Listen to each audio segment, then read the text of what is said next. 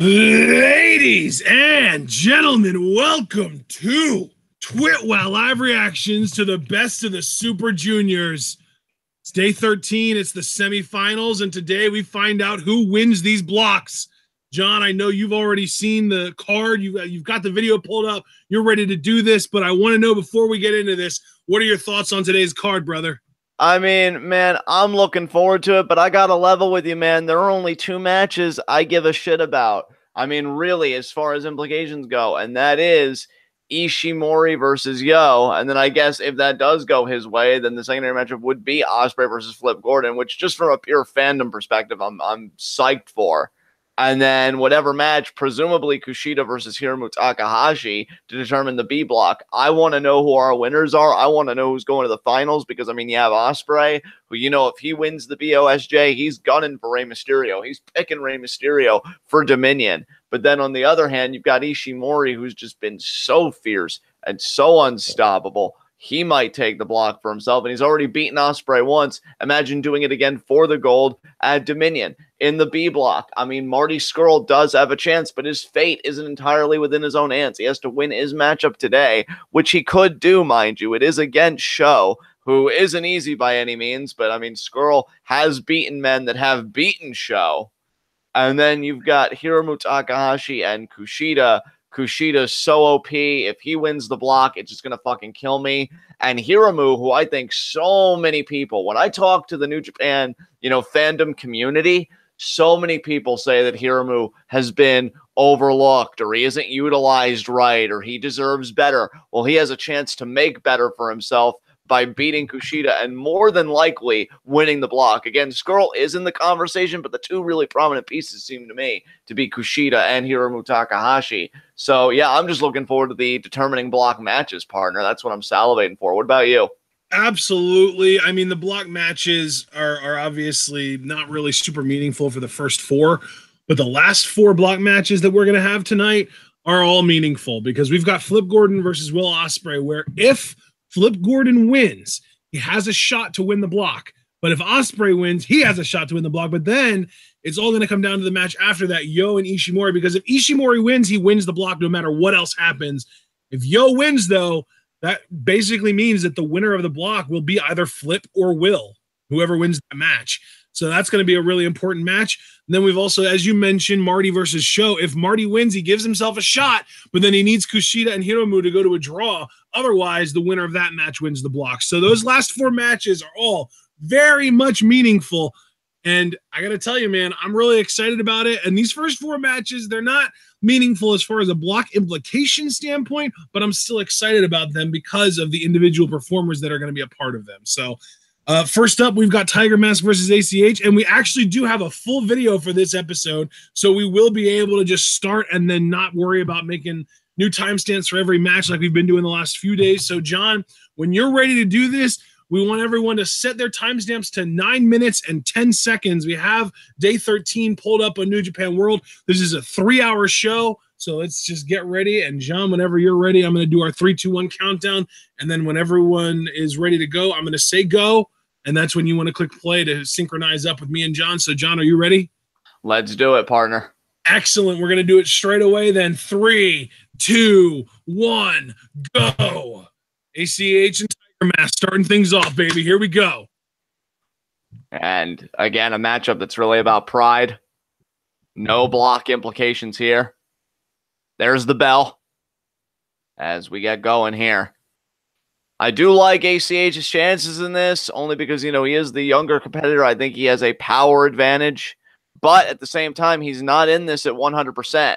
We've really seen him go down a slippery slope, in terms of his losses and not really being able to recover because of how bandaged up he is. Tiger Mask knows that. And with how prone, how vulnerable the shoulder is, might be very easy for Tiger Mask to hook in that Tiger suplex at a crucial moment in the match today.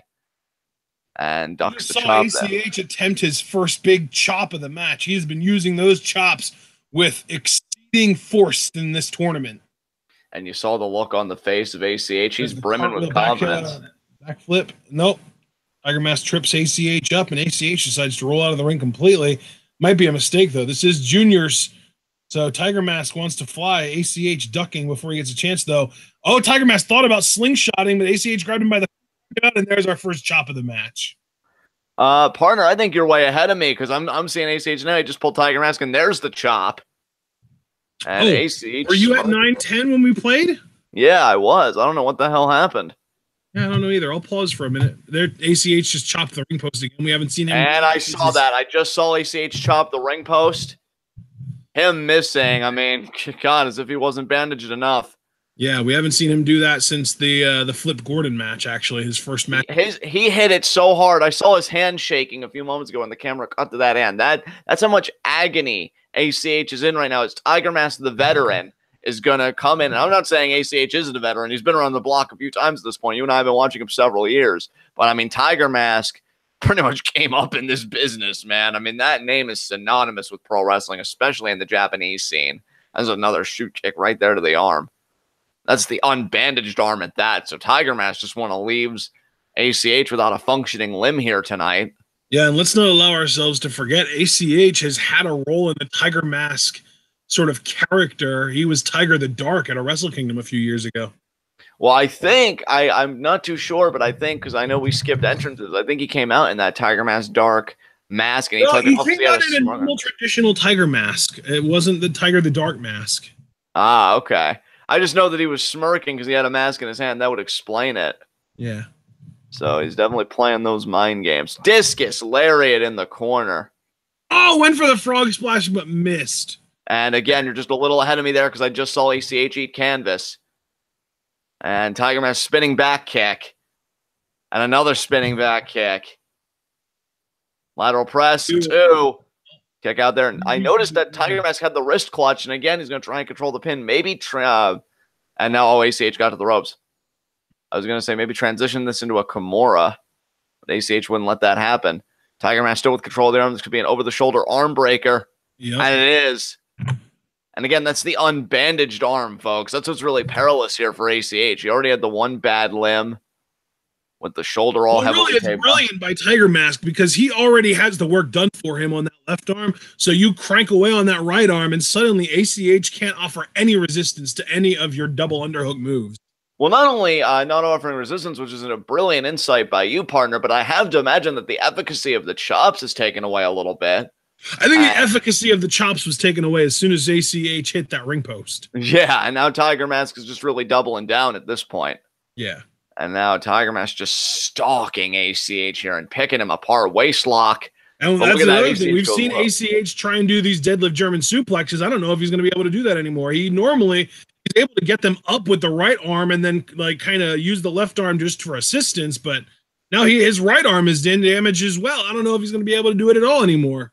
Can you imagine wrestling a match where every offensive maneuver you execute leaves you in agony? Because that is the position that ACH is in right now. Once he lost that good arm, and I think he still has some movement, some feeling in it, but Tiger Mask is working it over. Every move is going to hurt ACH from this point forward. He's even just shaking, even just setting up. You saw him shaking the arm out, and now he's going to try and get the hands clasped for the double arm underhook. Oh, Tiger Mask, the power. What power. And again, that backdrop, everything gets intensified when you're already feeling vulnerable. Now ACH trying to pull himself up. Tiger Mask charges. Oh, but there's a chop. He can still throw them even if they are kamikaze-esque.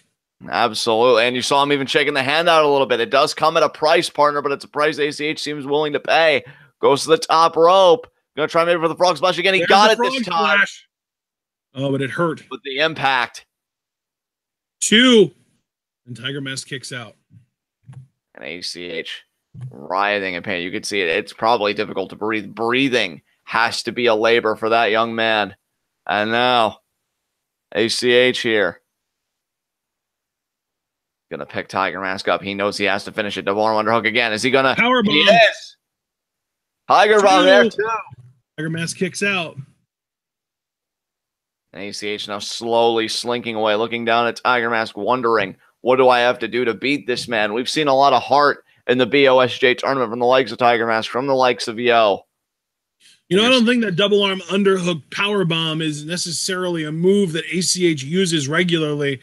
Pretty sure he was using that as either an homage or maybe to mock Tiger Mask a little bit. ACH definitely seems to be a bit on the cheekier side today. And it's kind of surprising. Oh, wait. No, there it is. There it is indeed. 1, 2, and ACH kicks out. ACH staying in this thing. But again, the kick out, even kicking out and staying in this, it hurts. He immediately goes to the bandaged shoulder. And now Tiger Mask is wondering, what do I have to do? But the thing is with Tiger Mask, ACH is so vulnerable. Even that crucifix Fujiwara that we've known Tiger Mask to employ, that could get the win today with how badly damaged ACH is right now. Yeah. And now Tiger Mask, the shoot kicks with ACH in the kneeling position. Oh, but ACH, he's telling him to bring it. I don't know if that's smart. There's a chop. But again, ACH, I'm going to shake the hand out. Everything hurts this man right now. There's another shoot kick there, and ACH visibly wincing. And again goes to the shoulder. There's another chop there to Tiger Mask. Tiger Mask, though, wincing. Some of the air driven out of him, but he's going to fight through the pain. Oh, there's the spinning back. What force. Tiger Mask keeps going to that, man, and it keeps working. Man, I mean, oh my God. His chest is from the chops. Jesus, ACH. Been secretly training with Marufuji, apparently. Yeah, clearly. And Roddy Strong. Yeah. Oh, wait a minute here. I remember Strong was the one that messed up Daniel Bryan's chest in the Greatest Royal Rumble. That's true. And another chop there. ACH avoiding the avalanche double arm underhook suplex. Oh, there's another chop there. God. If Tiger Mask goes down, that does put ACH in a nice position to maybe go over the top rope, but what a forearm there. Yeah, we know ACH has a devastating 450. Oh, the headbutt, though. And now Tiger Mask, though, going to try this again. He might have stunned ACH enough. Yeah, he's clearly going to get this off. And there it is. And there it is. Oh, my God, if ACH wasn't in pain before. 1, hooks the leg. 2. ACH kicks out again. He's staying alive, man. I don't know. This might go against self-preservation. And really, what are you fighting for, ACH? Well, not for much. And again, like I said, I don't think ACH is going to be able to offer much resistance to this. Tiger suplex. No! Victory roll counter. 2, 3. ACH wins. There it is. Wow. ACH gets the win. And you see the smile on his face. Like a crab in a bucket, pulls Tiger Mask down to his level while ascending to the 3 and 4 mark. Both men finishing the tournament at 3 and 4. Tiger Mask's record, though, doesn't tell the whole story. Tiger Mask started this tournament on a 3-0 winning streak. And then I guess he ran out of steam or started going up against more difficult opponents or something, maybe a combination of the two, because he has lost 4 straight now. Absolutely. ACH, when he needed it most, pulled the rod out of the fire, got the victory roll counter, got the 3 count, and what a win for that man right there. I'll be damned. I think I misunderstood you. What did he pull out of the fire? The rod out of the fire. It's an expression, but regardless, okay. ACH getting the win, and now you see he's got the mask. Yeah, it's the same thing that Tiger Mask is wearing, and now on his knees, bowing down. Oh, hey, Tiger Mask joining him, and there's the hug. That's awesome. Always nice to see class acts in this business. Always nice. You know what? Based on that, I think the double underhook power bomb that ACH did to Tiger Mask was an homage. Absolutely, and you see the show of respect there. It's got to be surreal for people like ACH to be wrestling legends like Tiger Mask in the show. Tiger Mask's chest is messed up, man. He's got some freaking Pierre-Carl Ouellet shit going on right there. Absolutely. And partner, we move right along here. Great opening back here for the A block, but now we're gonna be switching gears. We're gonna be alternating between the A block and the B block until we get. No, we have 2 A block matches. It's 2. We've got 2 A block, then 2 B block, then 2 A block, then 2 B block. Okay. Yeah. Well, so next up, we've got another A block match: BUSHI versus Kanemaru. Well, Kanemaru's been frustrated because things really haven't been going his way, like at all, and BUSHI had one hell of a story. He's at 500 right now, but unfortunately, because his fate wasn't entirely in his hands, he did get eliminated when, I forget like who lost or who won that eliminated BUSHI. I think it was Ishimori winning that did it. Yeah, Ishimori winning eliminated Bushi. So Bullet Club taking care of LIJ in that instance. And now we've got LIJ versus Suzuki-gun here with Bushi versus Kanemaru. And I'll tell you, I have come away from this tournament with a whole new respect for Bushi. I did not know how resilient that man was until he pulled himself out of an 0-3 predicament to go 3-3 to win 3 straight. Can he maintain that momentum and leave BOSJ 25 with a winning record? And interestingly enough, this is another situation where one man 3-3, the other 2-4. So if the man with the lower record wins, then we would have 2 more competitors finishing at a 3-4 record. But if Bushi does pull out this win, he would finish with a pretty nice looking 4-3 record. Meanwhile, Kanemaru would only be 2-5, which is definitely not good, and arguably could end up being the worst record in the tournament, depending on how the rest of this tournament plays out. Absolutely. And you know, Bushi, whether or not he wins or loses, he can take away one thing from his tournament experience, and he does walk away with a future junior heavyweight championship match. He did beat Will Ospreay on the day that they faced each other. If Kanemaru does not win this match, he will walk away with the worst record in the A block, because nobody else in the A block has fewer than 3 wins right now. So a lot of pressure on Kanemaru. You certainly wouldn't want to go back to a locker room like Suzuki-gun with a losing record and have to explain yourself. Not only a losing record, but the worst record in your block. Right. Because if he goes 2-5, it's impossible for anyone else to have fewer than 3 wins. So if he goes 2-5, he is the standalone at the bottom of his block. And Suzuki-gun wouldn't want to be associated with the worst of anything. Yeah. So Kanemaru better watch himself. But Bushi, again, man, beating Will Ospreay. He's got a future title shot in his back pocket. We don't know when that title shot will come. It won't be at Dominion. You know, that goes to the winner of this tournament. But, you know, it may be after Dominion. Maybe Bushi kind of slides in there, says, hey, I beat you, so now give me your title shot. That is if Ospreay's still junior heavyweight champion at Dominion, which he may not be. You know, I mean, the junior heavyweight division is really heating up right now. That's very possible. I wouldn't be surprised at all if the winner of BOSJ actually did uncrown Ospreay. As much as I don't want that to happen, because I really do kind of want Ospreay to be his own little version of like a junior Okada, in the sense that he just kind of carries that title for a while, puts on amazing matches with everybody, and then ends up losing it to someone really like worthy of going over. You know what I mean? Absolutely. Absolutely. That's what I want for Ospreay. But on that note, even though that's what I want, it's not necessarily what I think will happen. And I would definitely not be surprised one bit if, there, drop kick from Bushi. Bushi taking it to Kanemaru. I wouldn't be surprised one bit if the winner of BOSJ beat Ospreay at Dominion. But Bushi. And the bell just rang. Finally, somebody turns the tide on the Suzuki-gun guys. They always do the strike first tactic, and someone else did it to them for once. Absolutely. And Bushi now. Kanemaru up the ropes. What a drop kick. Good on you, Bushi. Hey, Bushi's really found himself in this tournament. It took him a little while. And now, he took out a young lion. The Bushi rocket. And it takes on Oka too. Oh no. Well, Ishii ain't gonna be happy. Oh, Kanemaru using the other young lion as a human meat shield. Oh my god. Now he's just using all these bodies to damage Bushi. It's terrible. And it's the Suzuki-gun way. Way to go, Kanemaru. I mean, you didn't finish. I added smart and amazing after I said terrible. Fair enough.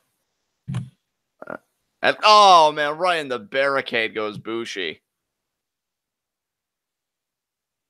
And I mean, it must be remembered that Kanemaru is one half of the junior heavyweight tag team champions with Desperado. If Bushi would win this match, I mean, hell, he may have a conversation with Hiromu and say, hey, you want to go after the junior heavyweight tag titles together? And Hiromu would probably be like, oh, yeah, that's fine. Me and Daryl were just talking about that over breakfast. So, yeah, a lot of pressure there. Daryl Takahashi is my favorite thing. Absolutely. It should be everybody's favorite thing because it's the purest thing in the universe right now. Now, more pure than Kyrie? I mean, let's not get crazy. And now Bushi. Purist. Okay, listen. I actually, as soon as I said it, I knew you were going to say that in response, so I just wanted to shut that shit down. But Bushi now favoring the shoulder. I mean, he went into that barricade hard. Now, snapmare takeover there by Kanemaru. Nice pointed elbow strike right to the head, and now right into the camel clutch.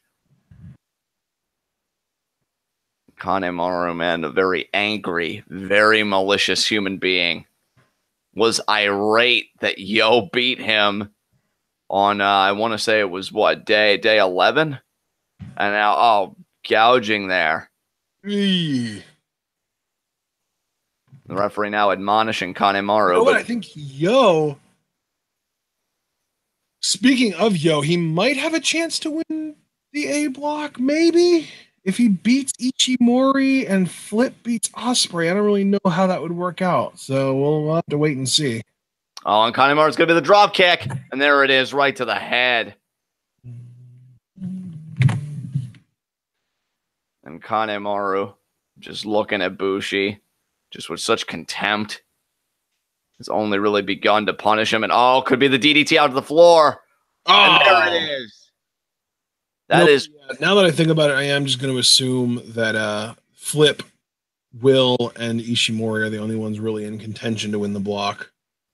Right. I mean, that was my assumption ever since we talked about it yesterday. I didn't even really entertain Yo being in the conversation. The only aspect of the conversation he's a part of is playing spoiler, potentially. Yeah, because I want to say he's already lost. Did he lose? Yeah, I know he lost to Ospreay. I think he lost to Flip too, didn't he? He did lose to... No, he beat Flip. He beat Flip. So he beat Flip, lost to Ospreay, but then he will have beaten... If he wins, he'll have beaten Ishimori. So that would make a really interesting four-way tie. I don't know how that would work, man. I don't know. We'll see. And now we got the head scissor here. Might not even happen. Might not even happen, so we might not have to worry about it. I mean, and let me just reconfirm something with you, because you said this yesterday, and now with you speculating about this, I just want to kind of reconfirm everything else. If Ishimori does beat Yo, does he automatically go to the finals, or do Will and Flip still have a chance to take it from him, even if Ishimori wins? No, yeah. If Ishimori wins, he wins the block outright. Okay. Just wanted to reconfirm because that doesn't matter what anyone else does. If Ishimori wins his match, it's over. Ishimori wins the block. You see that triangle there. Now Bushi gets his foot on the rope. Yeah, because right now, if Ishimori wins his match, he would have 5 wins. And the only other guy in the entire block that has an opportunity to hit 5 wins today is Ospreay. And Ishimori beat Ospreay straight up. So even if they would both win their matches today, Ishimori would automatically win the block because of the head-to-head matchup. Right. So Ishimori, if he wins, he really is the only person in the entire block that controls his own destiny. If he wins the block, and that's it. And there's the neck breaker there by Bushi. I mean, you have to imagine that Bullet Club is just really anticipating that match that Ishimori has with Yo. I mean, Tamatonga dubbing Ishimori the Diamond. Imagine you invest in somebody like Ishimori, and he's already paying dividends by going to the BOSJ 25 finals. And if he would win that, he'd get a rematch with Ospreay, this time for all the gold at Dominion, the big stage. Forearm there by Kanemaru. I can't wait for those matches, man. I mean, this is all nice and all, but I really want to know what our finals looking like. Boot there by Kanemaru. Checks the Bushi arm. with the Rana. Beautiful Rana there by Bushi. That's one thing you never see Kanemaru do, is the Hurricane Rana. No, one thing I've learned about Kanemaru coming away from this tournament, he's definitely an impact kind of guy, specifically with the DDT. Loves employing the DDT. Yeah, the deep impact. Yeah. You call him an impact kind of guy, and his finisher is deep impact. Drop kick there, and the windmill by Bushi. Woohoo! And now, Bushi gonna charge. There's the knees in the corner. Oh, could be the uppercut there by Kanemaru. Bushi ducks the forearm. And now Kanemaru DDT. There's that tornado style DDT. And now he's gonna pick up Bushi and inverted DDT. Tell you, Kanemaru, man, just really softening up that head and neck. But it's not going to be that easy to beat Bushi. I mean, how Kanemaru threw everything he could think of at Yo and Yo stayed in the fight, I guarantee you Bushi is as tough as that, if not tougher. I mean, this guy can go the distance if he needs to. And Kanemaru better be prepared for that psychologically. Lariat in the corner there. And it's going to be no. Bushi lands on his feet. Waist lock. Kanemaru, though, with the quick back elbows to escape off the ropes. Enziguri there by Bushi. This is going to be another Bushi rocket here. He got a young lion earlier. There's the Bushi rocket. And he got Kanemaru and sent him straight into those chairs. And Bushi is just cooking as of late. I'll tell you, whoever the junior heavyweight champion is coming out of Dominion, I'm not overlooking Bushi. I'm not taking him lightly. And Kanemaru here catching his breath, or whatever he was able to retain after getting it knocked out of him by that Bushi rocket. Yeah, man. Now Bushi going to go on the attack here. I love how aggressive Bushi's been in this match, though. It's been a really nice kind of change of pace, not even for Bushi, but for whoever Kanemaru faces, because it seems like he's always the more lightning spiral.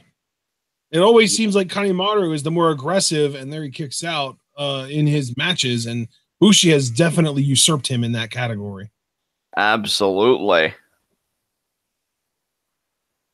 And now Bushi here going to try and figure out what to do next. Looks like he's setting up for a kick.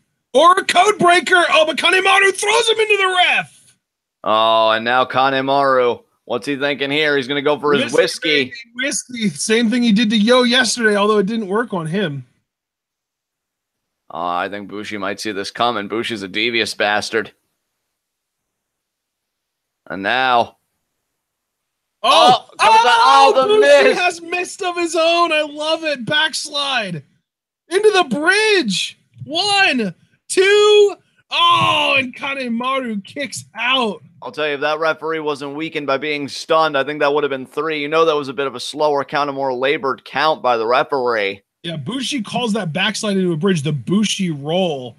I don't think we've seen him actually win with that move, but he does employ it more frequently than could be most. MX. Oh, he almost. Oh, there's the whiskey. He never spit it out. Oh, and now there's the Enziguri. Kanemaru going for deep impact, and he got it. That might be it. That's gonna be it, isn't it? 1, 2, 3. That's it. Kanemaru wins. 3 and 4 for both of these men, and everyone that we've seen compete in the A block so far today is now 3 and 4. Wow. Kanemaru avoiding having the worst record in the block. And now he's going to have to flush his... Now that I look at it, this block could literally finish with 6 3 and 4 competitors and 2 5 and 2 competitors. Damn. Talk about a hierarchy. Yeah, if Ospreay and Ishimori win their respective matches, that's exactly how this would finish. If Flip or Yo wins, it would make things a little bit more interesting with the 4 and 3 records. But if both Ospreay and Ishimori win, then we'll just have everyone else other than Ospreay and Ishimori at 3 and 4, with Ospreay and Ishimori at 5 and 2. How funny is that? That is crazy, is what that is. And Bushi, after really winning 3 matches straight and seeming like he was on fire, got stopped with whiskey and deep impact. And now it's Taguchi versus Sabin. And this is our first B block match of the day. Yes. Great point, partner. It is. And, I just got to hope that Sabin can pull this one out. I am totally in the corner of Chris Sabin for this one because, and I'm going to get out of the way early, fuck Taguchi. So, and I also want to point out that as far as, records and stuff go, the A block was actually a little bit stronger than the B block coming into this, as far as like how well their worst competitors have done, because the A block only had, coming into this day, 2 guys with only 2 wins. The B block, on the other hand, has 3. B block has 3 guys at only 2 wins, Taguchi being one of them, Desperado and Sho being the other 2. So as if you only pay attention to who has done the worst, the A block was stronger than the B block coming into this. But if you look at only the top records and who has the best records, well, then the A block has 2 guys with 4 wins. The B block has 3. So depending on how you look at it, each block has different kind of strengths, whether it's not having a lot of bad performers or not, or having more top performers. It depends on how you look at it. Yeah, absolutely, partner. And I think that's kind of how the B block played out too, because really there were one or two matches on every B block, it seemed like, with one exception. Because the one day when we had Taguchi Kushida, that was amazing. That whole day, like all four of those matches were great, including Taguchi Kushida, just because of how short it was and the fact that Taguchi beat Kushida. That was just great.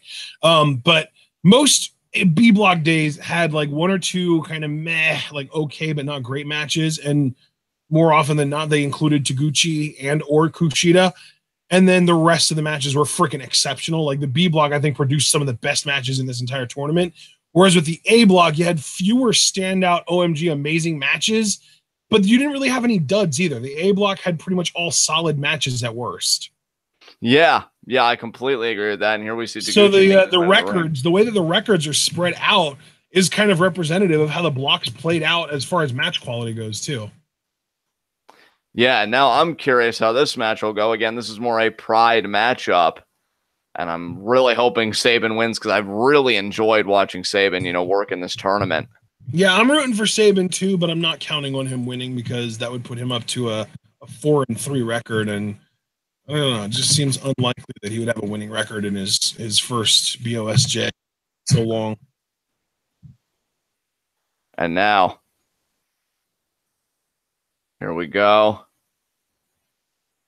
There's the handshake. Show of respect there. There's the bell. There is the bell. I'm just trying to keep my ear out for the bell for all these matches so that all of you can stay in sync with us. And I appreciate you doing that because you're better at it than I am. I'm trying to be. One of these days, we're going to have a New Japan recording where we bat 1,000, where we just have a perfect fucking game, dude. And I'm committed to making today that day, and hopefully we can do it again on the finals. And now Sabin, look at him working over the arm early. Nice arm drag. Look at the control by Sabin. And then ducks under. Look at the movement. Taguchi can't even keep up. And now springboard arm drag. I have never seen anybody make an arm drag that fun in my life. Way to go, Sabin. And Taguchi, who's like, fam, this was first gear. What the fuck? Yeah. Taguchi's not ready for hail, Sabin. Man, we planned the match in the locker room. You didn't tell me it was going to go like this. And now, I'll tell you, man, I feel like Sabin's got a new life breathing him. I don't know if he's got like a new bow or what, or if like his life's just going well, if he's enjoying his prospects, but he's got a spring in his step, man. This is the best I've seen Sabin in years. And now, he's got the wrist. And I'll be truthful. I mean, I don't want to be that guy, but I'm just going to be honest. When I watched Sabin in TNA and he blew both of his knees out because he had the same injury, the same devastating injury to both knees, I thought we'd never see a fun and exciting Chris Sabin again because that injury was just so debilitating and have it happen to both of your knees. I mean, that's just horrible luck. But to see Sabin move and work in this tournament, I mean, the dude is just cooking on a gear that I haven't seen in forever. And now he's keeping pace with Taguchi here. And there's the drop kick. The low drop kick. You know, it's funny. I was actually kind of expecting that spot to go a different way. I thought Sabin, because he's kind of like this young, spry competitor, I thought he would be able to keep doing the running of the ropes, and Taguchi would start to get tired just from having to get up and flip from one side of the ring to the other. But I love that Sabin just said, no, I'm not going to wait for that to happen. I'm just going to hit a drop kick and end it. Chris Sabin, I don't know if he's ever felt stronger, if he's ever felt better than he does right now, and it's amazing. That penalty kick to Taguchi, and now the top rope, cross body there. 2 shades of Ricky Steamboat. And Sabin feels very much like a pre-dad bod Jericho right now, doesn't he? Absolutely he does, and I'm looking on Chris Sabin's wiki now. He's 36 years old, had his birthday a few months ago. He's the same birthday month as me. He's 4 days before me. That's pretty cool. And nice. Chris Sabin now with this submission here. And, you know, so I got to respect Sabin because in the wake of that injury, you see a lot more technical stuff from Sabin, I think, than you used to. He's definitely adapted to the changes in his anatomy. And now, look at this modified abdominal stretch almost. And now he's going to focus on the fingers, bending the fingers back. Yeah, Sabin definitely. Oh, and now it goes right into the pin. What a transition. And Taguchi kicks out. I'll tell you, I'm just gonna be forthcoming here. I would not have minded if Sabin would have won this tournament and we would have gotten Sabin versus Ospreay at Dominion. Would not have had a single complaint about that. This man is something else. And now the stomps here on Taguchi. To be fair, you know, I definitely hope that Sabin sticks around. I hope that even if he doesn't necessarily stick around as a singles competitor, I hope we get another UCMG run so that we can get Sabin in the next BOSJ, and maybe he'll be in the same block as Ospreay. Absolutely. And you saw the Garvin stomp there, employed by Sabin to Taguchi. And again, it's just this new Sabin that I feel like, again, is more committed to maybe not necessarily the strike game, but definitely more technically proficient. And, oh, man, locking that in with force over the face of Taguchi, which, I mean, if you ask this commentator, it's an improvement. And Taguchi is struggling. Yeah, it is. And Taguchi there riding the legs and gets his foot on the rope. And Sabin has just been in firm control of this bout. Snap merit. And again, he's got like a hammer lock, almost like in a Mahistro position. And then the Japanese stranglehold with the one arm. I mean, he's just got Taguchi all kinds of contorted right now. And again, he forces Taguchi to make the expenditure to try and either get to the ropes or what he's doing here, trying to escape from the hold. How is Sabin going to respond to this? If he can respond, Taguchi gets back to vertical. And now he's ringing the arm out, but Sabin, though, right on it. Kick to the midsection off the ropes. Sunset flip. Taguchi rolls through. Misses the drop kick, though. And there's a PK by Sabin. Has not let Taguchi get ahead at any point in this matchup. And why would he, right? Absolutely. I mean, why would, look, if you've got control, you can maintain it. Oh, there's a boot right to the face. But again, Sabin. Now he's sunset flips again. Taguchi, that time he got the drop kick. And now Sabin, though, look at that. Sabin, I really feel like he's been wrestling this match very intelligently. You notice he goes to the outside, not completely to the outside. He is on the apron. Can he sidestep this? And no, he cannot. There's the hip attack there from Taguchi. And now Taguchi maybe thinking crossbody. There it is. Sabin down here. Taguchi realizing the momentum has shifted in this bout. Taguchi in control. We'll see if he can hang on to it. Now he's looking at Sabin. Taguchi, could it be a springboard hip attack? No. Sabin getting out in front. Sabin through the ropes. Taguchi now. Could be a Topic on Ila. Yes! To Sabin. Tope con Hilo! Exactly. And I will say, for as much as I loathe Taguchi and his over-reliance on his posterior, when he actually commits, when he actually recognizes who he's in the ring with and he gets serious, I mean, the man can go with the best of them. We've seen it. We've seen him have a really diversified moveset from the Dodon, the chicken wing, face buster, to the ankle lock, to that one move he's been using, the arm capture, half Nelson bridging suplex, and there's the springboard hip attack there. 2.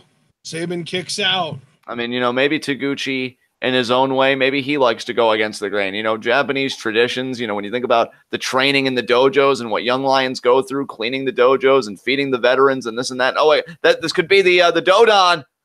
And Chris Sabin, victory roll counter. No, he's not going to maintain it. Oh, again, he goes for a crucifix style pin. 2. Oh, so wow. Sabin's incredible.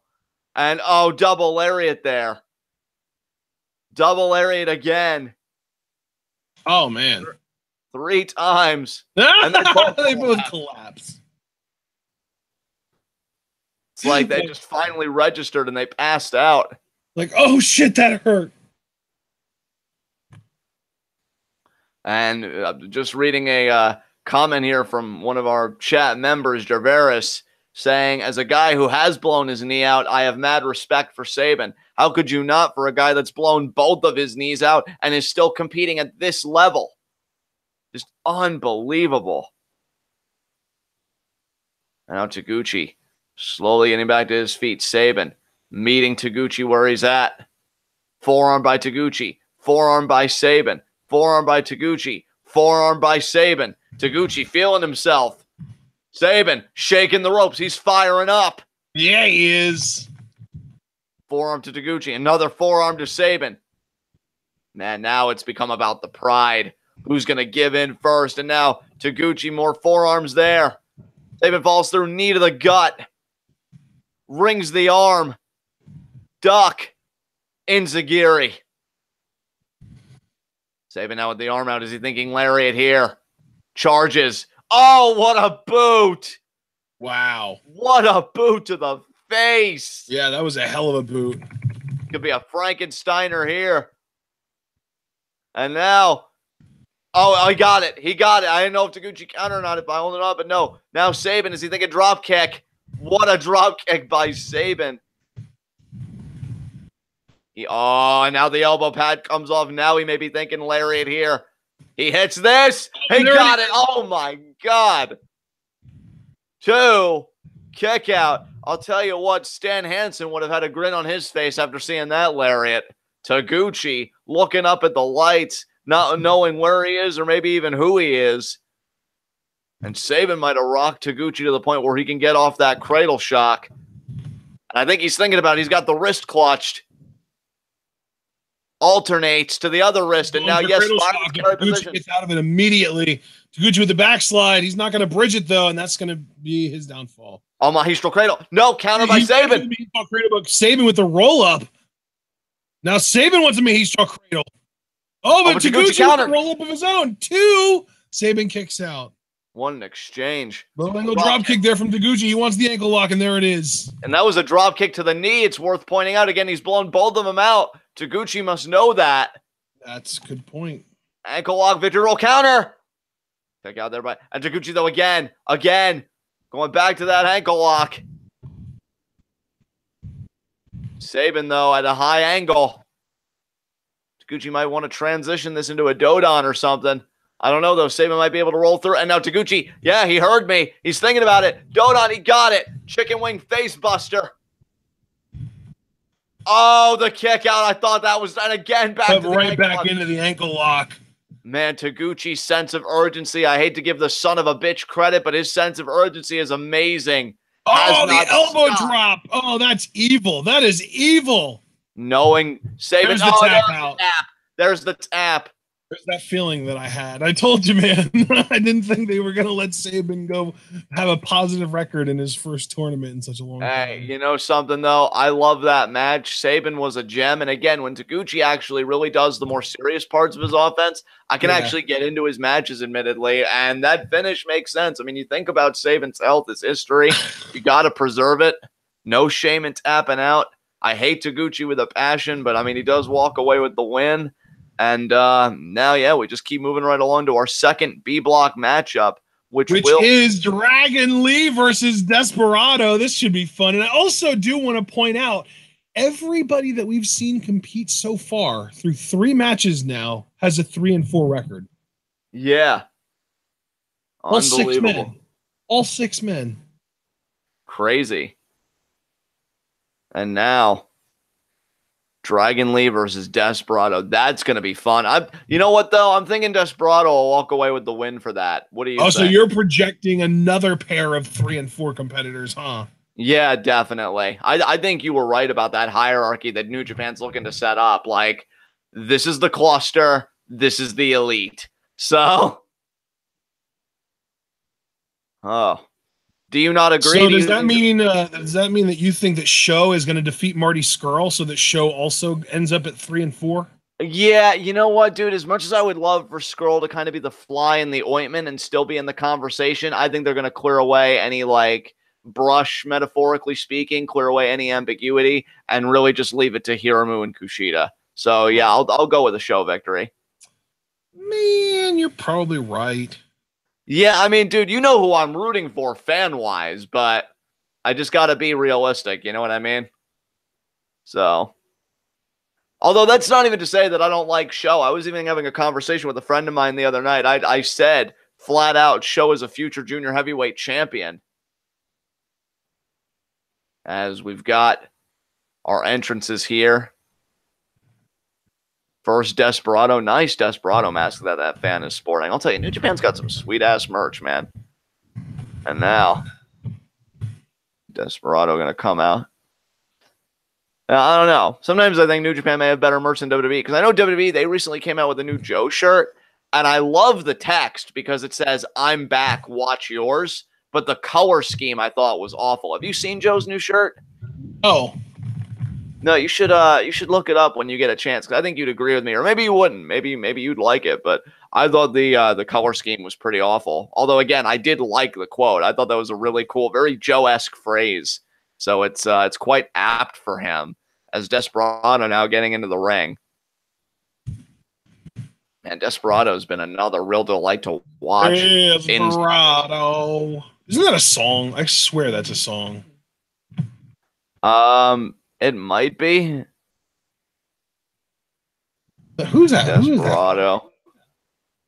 By the Eagles, I think. Yeah, it is. Oh, it is. Okay. I know how it goes now. I'm not going to sing it, though. Don't worry. I was like, I just needed to confirm it. Just needed to know that my iPod syndrome is still next level. Music library over here as we've got Dragon Lee. You want to talk about future junior heavyweight champions? I hope we can call this man a junior heavyweight champion in the future. 23-year-old Dragon Lee. Absolutely brilliant. Look at the intense look on his face. He came to win today. I got to be honest with you, Ash. When this tournament started, I saw Dragon Lee's name in the tournament. He was going to be one of my early picks to win his block. I'm kind of disappointed it didn't go that way, if I'm truthful. I feel like this man has a lot of give, a lot of physical gifts, and Desperado taking Dragon Lee's merch from him there. And now what's he looking at? The wrestler on his shirt, and I'm guessing that thing says Shibata. The best on it. Oh, dropkick. That the wrestler shirt is a tribute to Shibata. Holy shit, Dragon Lee! What a dive! What a dive indeed! That was some arrow from the depths of hell tier shit right there. And he's gonna go for it again. Oh my goodness! And the referee caught Desperado there, looking to use a chair. Desperado throwing the chair in frustration. Tope on the low. Oh my god! Dragon Lee. And I've grown to love Dragon Lee even more since learning about the relationship between him and Shibata. I mean, nothing but pure respect from Dragon Lee to Shibata. Man. And folks, for the record, I have not heard the bell ring yet. Otherwise, I would have said something. It already did. I did hear it. You did hear it? Then I apologize for missing it, folks. But just to let you guys know, we are coming up on 53 minutes even, and we're at 53 minutes even. 53:01. 02, 03, 04, 05. Is Dragon Lee now just kicking Desperado there? Yeah, I think you and I have different timestamps or something, because how long is your video full? 3 hours and 24 seconds. There it is. See, mine is 3 hours and 17 seconds. Ah, those pesky negligible differences. That's why. But that's why I was so far ahead of you to start the video, though, brother. Oh, yeah, that makes perfect sense to me now. Yeah. And now Desperado begging off. I'm just glad that we're still able to keep our audience in sync partner as best as we can. We're still going for that perfect game. There's a boot right there to the chest. Yeah, I mean, Dragon Lee just exploded. I did not hear the bell ring at all, so I'm glad you caught it. And now there, you see there, the submission just grounding Dragon Lee. Now he's going to pull at it. What do you think of this aggression from Dragon Lee? I like it. I adore it, man. I absolutely love it. I think that Dragon Lee and Chris Sabin have been the revelations of the tournament to me. And I already liked Dragon Lee, but I've absolutely fallen in love with him as a wrestler. Absolutely. And I think him associating with Shibata, having that relationship, that aggression may just become part of the norm as Desperado hanging the rope down, using Dragon Lee's own momentum against him to carry him to the outside.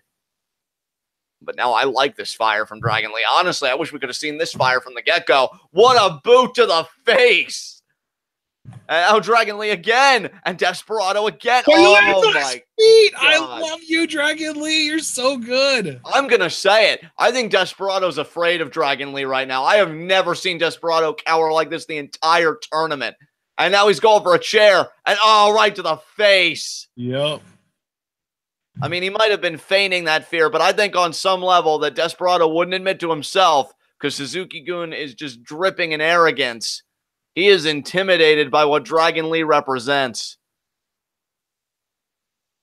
And now, my God, Dragon Lee is just feeling himself. But I mean, that chair, oh my God. Sent violently. This might be, and I know we're so late in the tournament, but this might be one of the most aggressive matches, and it's still so early that we've seen in the entirety of the BOSJ.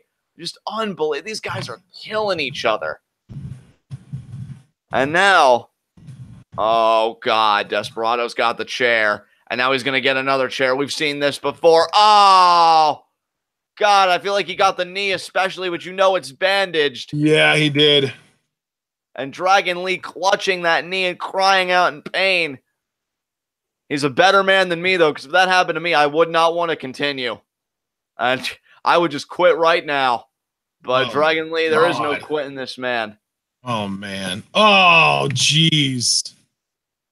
Unbelievable. The savagery that we are seeing from Desperado. Unsurprising, but just unbelievable the condition that he's left Dragon Lee in. Yeah, man. Desperado now feeling himself.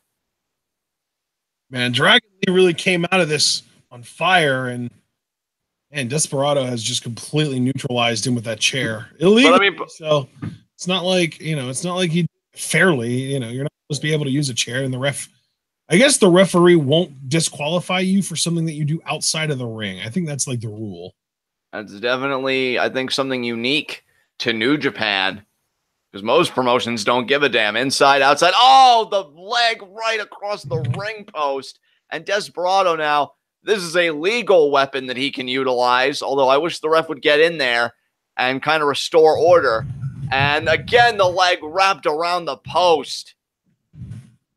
And partner, like you said earlier, just to re-echo your sentiments, all the fire, all the momentum that Dragon Lee started with, immediately put out by the maliciousness of Desperado here.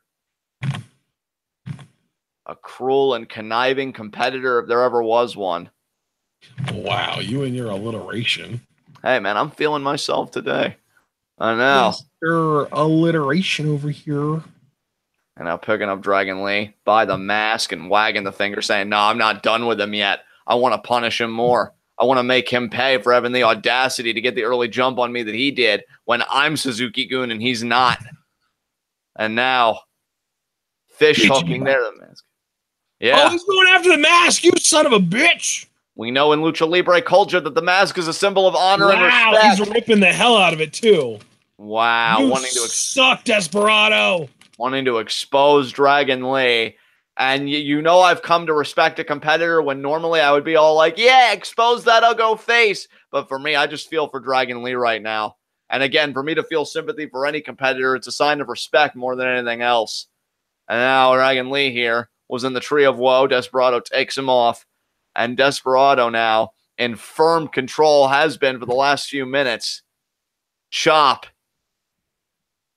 Dragon Lee has got to fight back here somehow, some way. He has got to fight back into this matchup. Desperado going to charge. Back elbow. What a back elbow. Going to go for it again, but Dragon Lee follows through. Back elbow of his own.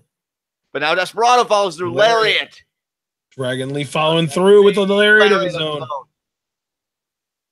Oh, now they've both got each other's masks, and now the forearm exchange here. Why do these guys hate each other so much? I don't get it. Dude, I don't know. I would love to find out, but... Oh, my God. Is it like there's not enough room in this promotion for two luchadors? Possibly. Oh, German. What a German. God, I love Dragon Lee. Desperado couldn't eat it. He was folded up like an accordion. I feel like Dragon Lee probably looks a lot like TJP under the mask. Probably. I mean, he's so young. I mean, again, he's only 23, so probably, very young-looking guy. Not like... not like Dr. Wagner Jr., who's a silver fucking fox. And now, Dragon Lee here up. Desperado up in the corner.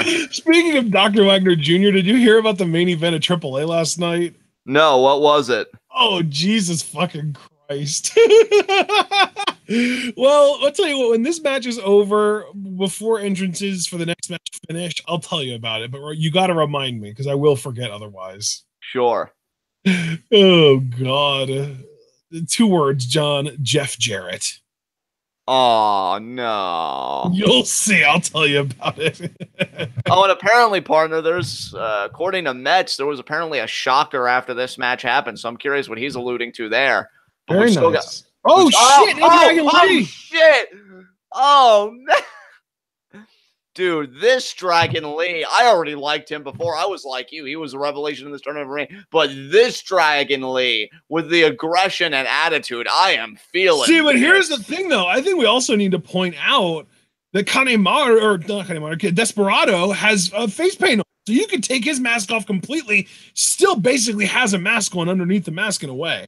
Absolutely. And Dragon Lee's still favoring that knee. He got it wrapped around the ring post earlier, got a chair shot taken to it. And now, oh, Dragon Lee, though, meeting him there. And now he's inviting Desperado to hit him. The brass balls on this man. Having a bad wheel and everything and saying, come on, hit me with your best shot. There's another forearm there. Man, Desperado is spending so much time focusing on keeping his mask on that he's not throwing as effective of punches. Well, you can see the tufts of hair coming out of that mask. And you've once said before when it happened to Desperado a few matches back that you get that hair caught in your eye. It's an excruciating feeling. Very discomforting. And now Dragon Lee, is it going to be a double stomp? Oh, Desperado, belly-to-belly counter. Oh, but Dragon Lee ate it. Basement drop kick. Dragon Lee is feeling himself tonight. One day we're going to see him versus Ospreay. One day we're going to see him as junior heavyweight champion. I truly believe that. This man is so good. Oh, there's the kick. He's going to set up Desperado again. Look at he's clutching the wrist. And he's stomping with the free leg. And doubles. Oh, my God. What a double stomp. Cover. 2. Oh, the kick out by Desperado. Desperado, a mess. He's got more face than mask going on right now. That hair has just exploded out of the mask. Yeah, I love that.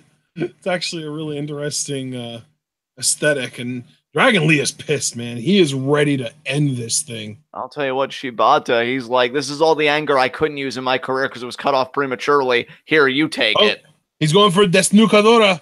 He might hit it here. And he will. No, he won't. No, he won't. Desperado. Oh, back elbow. I mean, the mask is basically completely off of Desperado. So now he's going to go for the pin. 1, 2. Hold on to the leg and go for the stretch muffler. Yep, good call. Good call. Damn.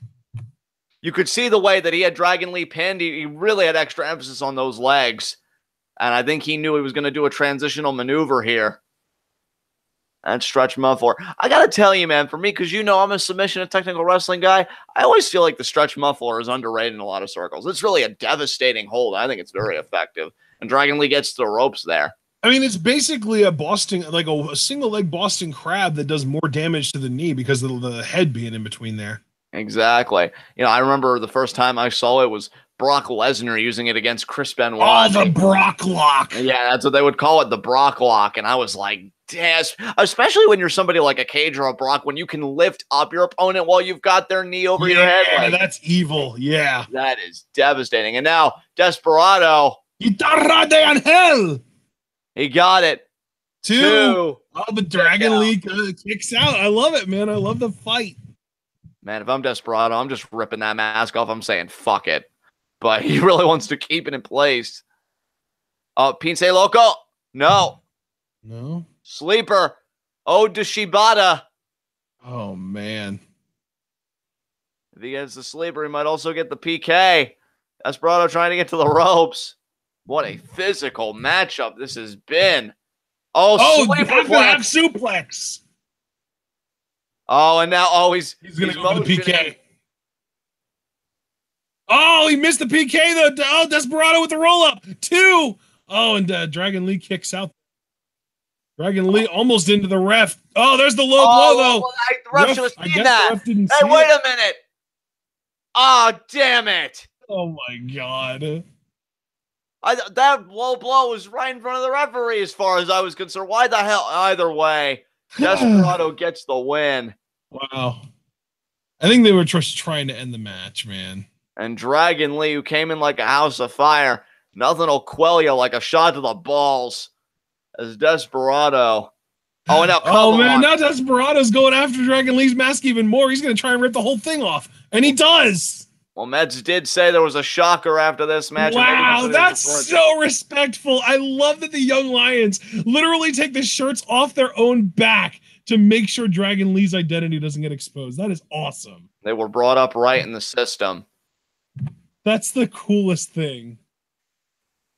And now I love that Oka is like the grandpapa of the Young Lions. Like, he's a young lion, sure, but he's clearly got some like veteran credibility among the Young Lions. I love that. Leading that pride. Yeah, it's so cool. And he's the alpha Young Lion. And now Dragon Lee. And you know something? When you take a man's mask, part of me wonders. Some of these Young Lions are ripped. Yeah. Part of me wonders, though, if this isn't the beginning of a long war between Dragon Lee and Suzuki-gun, particularly with Desperado. You got to wonder if maybe a mask versus mask match is coming in New Japan in the future. Well, I mean, since you brought it up, I will tell you that that is actually planned for Dominion, or maybe not even Dominion. I don't know. Let me look.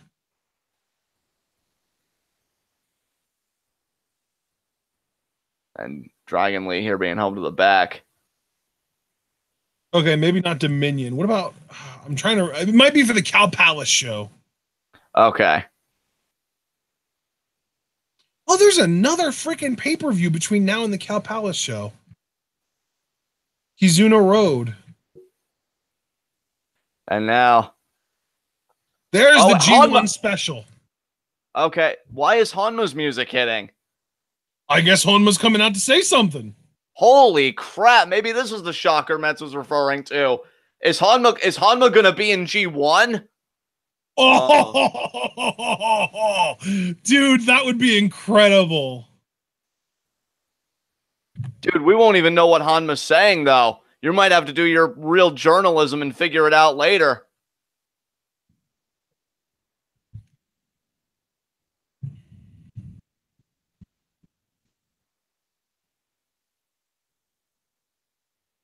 Oh, man.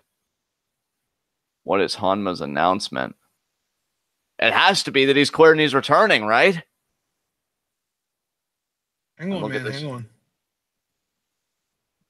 I'm looking.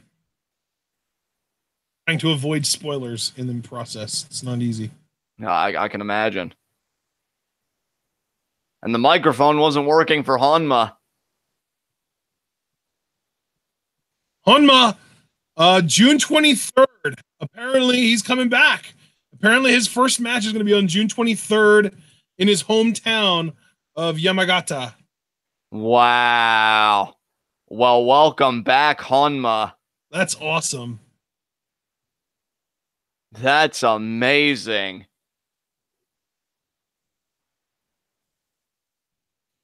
Wow. That's really cool. And if he's that is awesome. If he's coming back June 23rd, I have to imagine he's going to be in G1 Climax. Holy God, I want him to be in it so bad. Imagine if he wins it. Oh, dude, I want him in the same block as Okada. Fuck it. I want to see him versus the champion. Yeah. I want to see him. That's a main event right there, brother. Absolutely. I miss calling those Kakeshi headbutts. I know you do too. Yeah, for sure. And that's really cool. You know what? Given the depressing outcome that we had with Shibata, although it could have been a lot more depressing, at least he's alive, which we're all grateful for. I'm glad to see Honma can come back because I didn't know if he was going to have to retire as well. But yeah, great for him that he's going to be returning, and we'll see how far he can take this run. That's so cool, though. All right, well, now that that's been announced and taken care of and stuff, I get to tell you about this AAA bullshit. Are you ready for this? Yeah, let me in on it. So apparently earlier on in the night, Jeff Jarrett was revealed as a member of some heel faction in AAA that I don't even know the name of. So he's in a faction with I want to say Juventud Guerrera and somebody else again who Killer Cross, who I believe is like the plant guy that we saw in the Lucha Underground trailer with the staff. Right. So apparently he is a part of the heel faction there, and he was added to the main event. The main event was supposed to be Dr. Wagner Jr. versus Rey. It was literally supposed to be a dream match between Wagner and Rey Mysterio. And they added Jeff Jarrett to that match and made it a triple threat. And then for the finish of the match, and by the way, Flip Gordon versus Will Ospreay is coming up next. That match is going to be incredible. But the finish of this triple threat saw Jeff Jarrett assault the referee. New referee comes, or no, you know what? It wasn't Jeff Jarrett assaulted the referee. Jeff Jarrett was getting pinned by and the referee counted to 2 and then stopped and shook his hand no. And then Wagner attacked him. So then we got a new ref, and it was La Parka. So La Parka comes out in a referee uniform, and Wagner hits another move, goes for the pin again on Jarrett. 1, 2, finger wag, no, takes the mask off. It's not actually La Parka, it's fucking Conan. So now Conan is back in AAA with Jeff Jarrett and this heel faction involving Hoovy and freaking Killer Cross. They beat everyone up. Vampiro comes out. He's livid. He gets in Conan's face and shit. Who comes for the save? But the guy that was just announced to be working a CMLL show this coming Friday, Phoenix. Ray Phoenix is back in AAA now as well. He comes out. He cleans house. He kicks everyone's asses in that heel faction, and he is who closes the show. AAA is cancer. It is literally like it's WCW 2000 on crack. Dude, that's ridiculous. I even heard, did you read the same report I did? Because I thought I saw something going around that Dr. Wagner Jr. was actually done with AAA. Like that he may not be doing stuff. No clue, dude. Which, dude, if that's true, a report, I guarantee you it's a part of a work, because AAA always has this drama bullshit coming out, and it's always a work. I never at any point am going to believe some kind of big like, oh, so-and-so wrestler not happy with the company shit coming out of AAA, because it's always a fucking work, because AAA is Vince Russo taken to steroid levels. Which it's so sad that there always works, because AAA is the one promotion where I could consistently believe it. Ospreay out now. 1 match left. Flip Gordon. This is going to be insane. Ospreay already owes 2 title shots. He owes a title shot to Ishimori, who beat him on day 1. And he owes a title shot to Bushi. And there's the pose. Ospreay feeling himself. And look at that stare. Ospreay knows the challenge that's before him and Flip Gordon. Referee now checking Flip. Ospreay handing the belt over. Referee going to check Ospreay. And ref acknowledging both men. Man, Ospreay is messed. There's the bell. There was the bell. Now. I went through that AAA story and we just get one message from Javaris. What the fuck, AAA? Yeah. You had me dying at the La Parka shit. That was like the funniest fuck. It's not La Parka. It's Conan. La Parka comes out dressed as a referee and he doesn't even make the count. And then Vampiro comes out. He's all pissed. Like, what the hell's going on out here? He gets in the ring and La Parka unmasks to reveal, oh, it's fucking Conan. Yeah. God, Conan is cancer. And Ospreay, I tend him. He didn't even high five me. I tend him. Shades of his faction leader Okada. Kick to the gut. Ospreay. Pushed off the ropes. Shoulder block by Ospreay. But Flip. Is he gonna do it? No, he's not. Flip with the shoulder block, but Ospreay can kip up too. Oh my God. Caught that.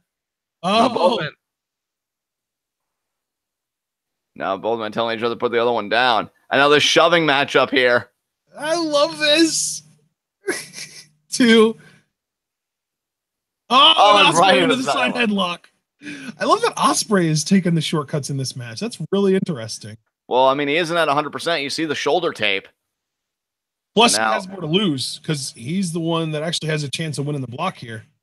Absolutely. And not only that, not only does he still have a chance to win the block, but actually, you know what? Flip has a chance of winning the block too, but he needs more to go right in order for that to happen because he needs Ishimori to lose. And now Flip. Actually, they both need Ishimori to lose. What am I talking about? If Ishimori loses, the winner of this match wins the block. Oh my! Oh man, God. Ospreay did a. This really legitimately does have shades of Ospreay Ricochet. I knew it would. Now these guys just staring at each other. Not only does Ospreay want to stay in the running to win the block because you know what's on his mind. Facing Rey Mysterio at Dominion, Ospreay has made it known he will give Rey Mysterio a title shot if Ospreay controls his own destiny. But not only that, Ospreay would hate to lose this tournament. He would hate to owe another man a title shot coming out of this tournament. That would be 3 people if Flip Gordon wins today. That is a gun with too many bullets in its barrel. And a kick to the gut there of Ospreay. Ospreay off the ropes. Where's the Irish whip? Vertical leap. Rolls there. Oh, but Flip landing on his feet. Drop kick by Flip Gordon. Unbelievable. I keep saying it. This guy really reminds me of AJ Styles when he was truly, in the sense of like that astounding offense, phenomenal. The things Flip Gordon can do defy human imagination, but apparently not human anatomy. And there's a chop there to Ospreay. And Ospreay, you know that head and neck has got to be killing him. He's got the tape. Oh, there's the PK. There's the one-footed moonsault. Oh, my God. This man is unbelievable.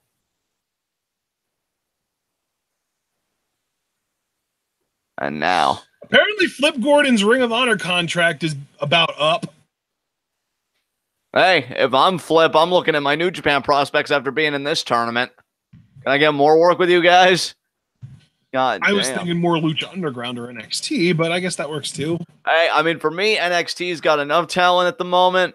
Lucha Underground, though, I'll never be opposed to that. I just think New Japan's junior heavyweight division is in a very interesting epoch right now with Will Ospreay leading the charge as champion.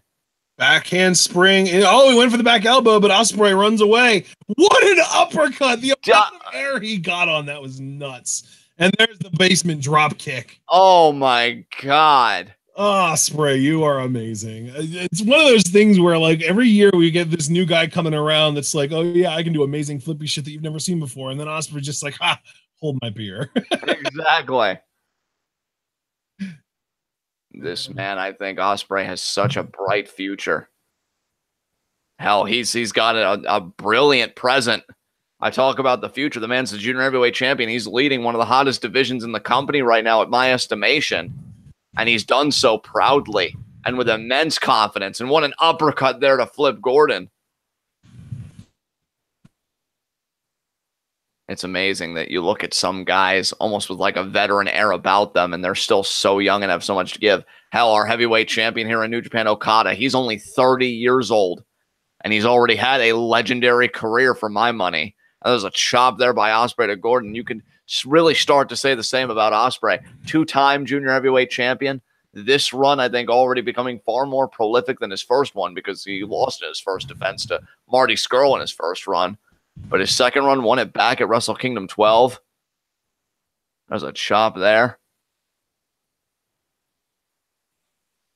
And now, picking up Flip. Oh, man. Oh, wow. Using his head as leverage to give him a snapmare and then right into the arm wrench, cranking on the arm. Is he going to grab the other arm? What's he going to do from this position? He's got him right where he wants him, really. And there he does grab the other arm. Now let's see if Flip can. Oh, the knee right to the thigh, it looked like. That was brutal. And now he's got that arm hyperextended. And now he's going to try and, I thought he was going to try and bend the fingers, but look at Ospreay rotating himself. He's going to bridge into a pinning combination. And he does. Oh my God, the agony. And there's the pinning combination. 1, 2. Flip gets out of it, but he's still got his arm wrapped up in Ospreay's leg. That's an ingenious pin where even the kick out doesn't really damage your positioning. And now is he going to stomp on the... Yeah, he is. He's going to stomp right on the arm. Oh. 1, 2. Oh, my God. How hard would that be to kick out of, though? Yeah, Ospreay just had Flip. And look at those eyes. You have to dislocate your own shoulder to be able to kick out of that. That's horrible, man. I'll tell you, Ospreay has gone to a place mentally that I've never seen this man go. He is calculating. He is aggressive tonight. Ruthless. The referee now checking Flip. Flip grounded here. And Ospreay, you got to wonder, I mean, is he secretly just stewing inside, wanting that Rey Mysterio matchup? He's got to beat Flip, and then he's got to hope that Ishimori loses. And I think that frustrates Ospreay a little bit. Again, no proud competitor, and you know Ospreay is as proud as they come, wants to forfeit their freedom to anybody. Nobody wants to forfeit control of their fate to anybody. And Ospreay has forfeited some control to Ishimori, the same guy that beat him on day 1. And now reverse the Irish whip. Handspring. Oh, Flip. Missed the kick. Missed the other kick. Ospreay could be a German. Oh, Flip landed on his feet. Oh, my God. The complete shot there. Ospreay's face right in the canvas. Might have busted his nose. You see his hands over his nose. Flip now trying to get back in this thing. And that maneuver might have opened the window just a crack for Flip to really do some damage.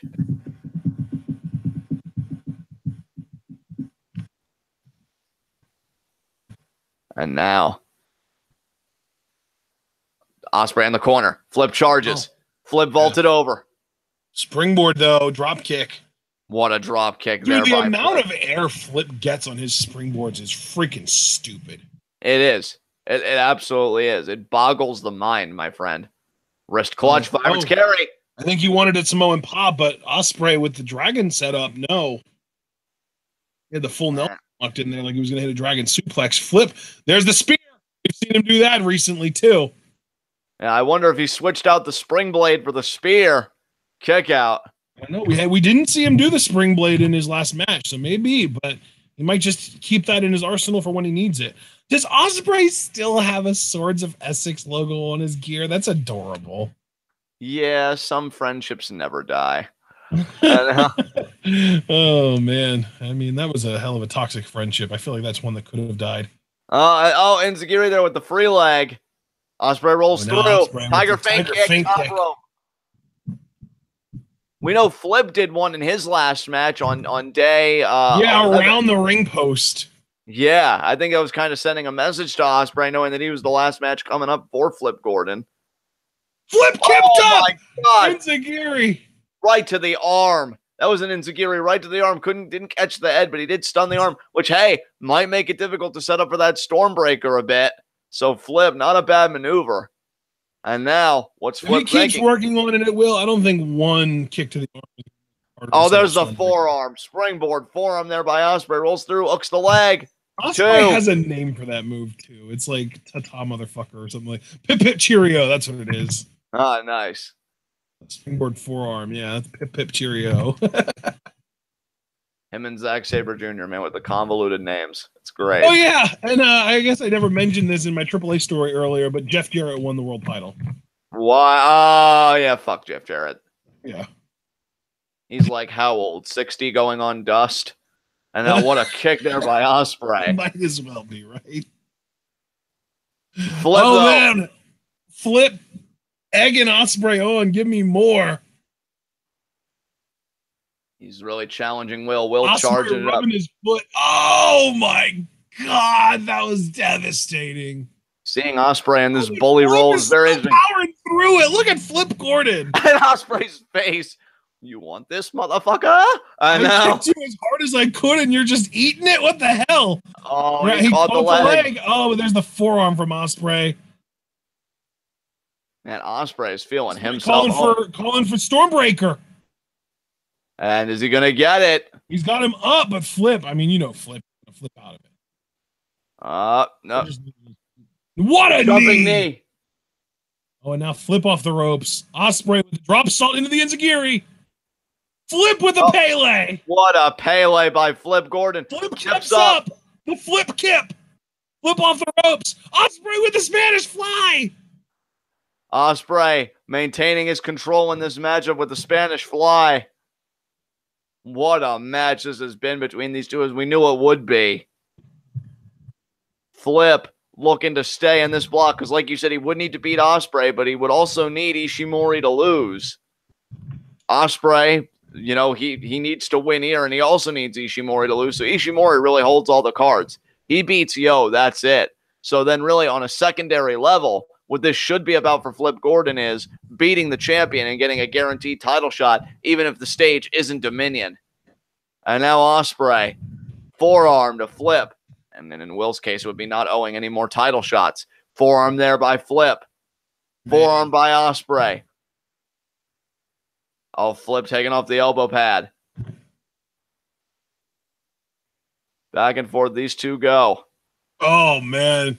I love that Ospreay is so, like, intense in this match. It feels like he's taking it a lot more seriously than he took his matches with Ricochet. Absolutely. Well, he's the champion. I feel like being the champion changes your mindset a bit. Wow, that forearm rattled the shit out of Flip. And Flip now looking angry. Oh, and man, Ospreay, man. Ospreay is kind of arrogant in this match. Oh, my God. Oh, he went for the around-the-corner super kick. Flip, though. He's going to get off the Samoan pop this time. There we go. And he does. The Samoan. And there's the pop. And he got that, too. Yeah, there it is. Oh, and he's not done. He's going moonsault. Ospreay catches him, though. Cheeky Nando's. Here we come. Oh, but Ospreay's... Oh, he still got it. He still got it. I didn't know if Flip could have had a counter because Ospreay was favoring his midsection. And Ospreay now has got to be wondering, what the hell do I have to do to put this man away? I think we both know the answer is the Stormbreaker, which Ospreay should get off in this match. And now, got him by the hair. Is it going to be a superplex here? Oh, he's thinking about it. Great defense shown by Flip. Oh, kinder surprise. That sends Ospreay all the way out to the outside of the ring. That isn't what... the double springboard here. He's going to do the double springboard flip here. Oh, well, let's see. We've seen him. Last time we saw him do this was on day one, or I guess it would have been... Oh, yeah, it was day one. And there it is. Oh, my God. Incredible, man. You call it, and then now Flip holding up the fingers there. Flip wants to beat Ospreay. Flip wants to make his mark now. And you could see the hunger in his eyes. Can he put it away here? I like that even though Ospreay didn't land in the most convenient way after the kinder surprise, Flip didn't care. Wow! Oh, what a corkscrew! Corkscrew moonsault off the middle rope and only a 2 count. That was one of the most breathtaking corkscrew moonsaults I've ever seen in my damn life. You know, I've always wondered if it hurts more or less to take a flippy move off the middle rope relative to the top rope. Well, you would have to think like, oh, stunner. Stunner. Ospreay with the stunner counter. We've seen him do that to a bunch of different moves. Yeah. Crazy counter by Ospreay, but again, not really surprising because as you've said, we've seen him do it before. And he got it at just the right time because Flip really seemed like he was ready to get into that second gear. That corkscrew moonsault was absolutely breathtaking, but Ospreay just refuses to lose. What a match this has been. And whichever man wins it, they deserve to stay in the race for the A block. I'll tell you that right now. And Ishimori, I wonder if he's scouting Ospreay right now or if he's just focusing all his energies on beating Yo and winning the block. And Ospreay now up. Flip also up. Oh, Ospreay checking the arm. Oh, shit. Oh, Flip with the knee. Knee to the head, and another knee to the head, and another knee to the head, and another. Lexi Flip. There's the inverted impaler DDT from Ospreay. Yeah, Ospreay fighting through the pain. Oh, could it be Robinson special? But if anybody could counter this, I believe Flip could. There's the Robinson special. He doesn't. Ospreay got it. God, that is a glorious looking move. I got to tell you, man. Oh, he's thinking Oscutter. He's thinking Oscutter. He's not even going to worry about Stormbreaker. And that was his mistake. What a super kick from Flip. Catches Ospreay in midair. And now you know he's thinking for Flippy Splash. Absolutely. The positioning is perfect. Flip. Oh, the feet up, though, from Ospreay. That set Flip up perfectly for the Burning Star Press. And now Ospreay ascending to the top rope for, as you said, the Burning Star Press. Yep, he's going to do the Burning Star Press here. There it is. Oh!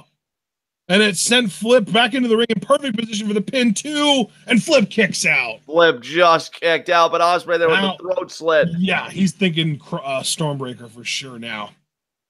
Ospreay thinking, if I could just hit Stormbreaker, I will win this match. Nobody's kicked out of Stormbreaker yet. It's probably one of the most devastating finishers in the company at present. And, on the corner super kick there. And now, Essex Destroyer. Hell, he might win it with this. 2. No, he won't. Oh, my God. And Ospreay's in shock. How badly does Flip Gordon want to beat the junior heavyweight champion? And Ospreay even double checking with the ref. You sure that was only 2? And the ref confirms, yes, that was just 2. And how Ospreay responds to this is going to tell everything. And now,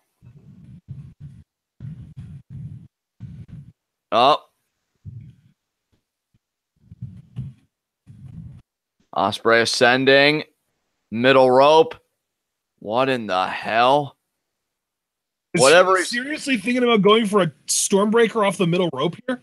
He might be. I mean, my God. Yes, he is. My God. This is not good for Flip, but Flip is. Flip knows it. He's not going to let him get it off. There were the elbows. Flip off the top rope now. What a forearm to the face. Is he going to try another kind of surprise? No. Ospreay fighting it. We're going to get just like a battle here on the top rope. They're just going to battle it out for supremacy.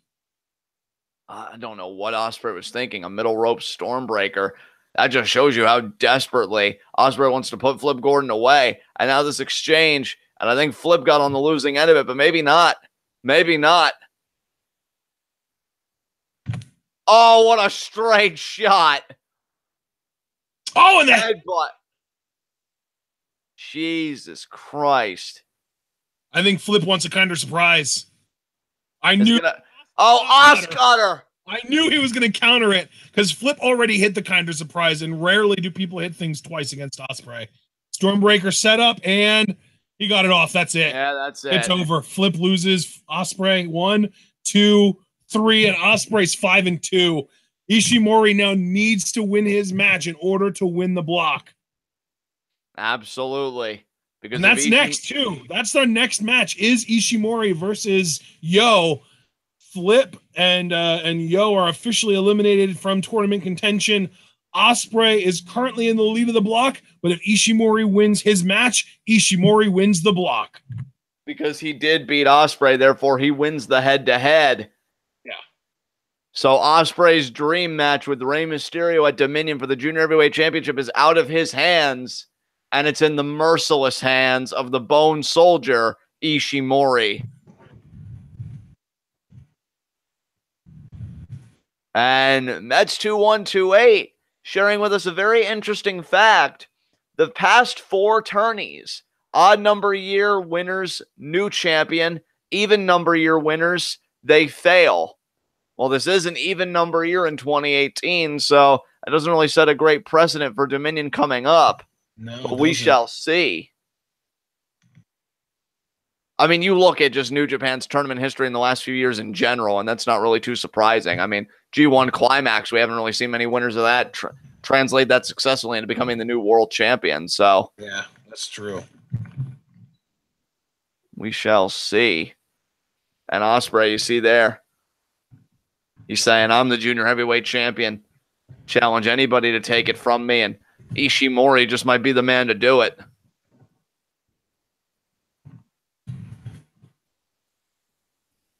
And that, like you said, partner, that's next. So what do you think? Do you think Yo, the upset kid, do you think he's going to get one more win, end on a losing or end on a winning record? Or do you think Ishimori's going to take the A block and go to the finals?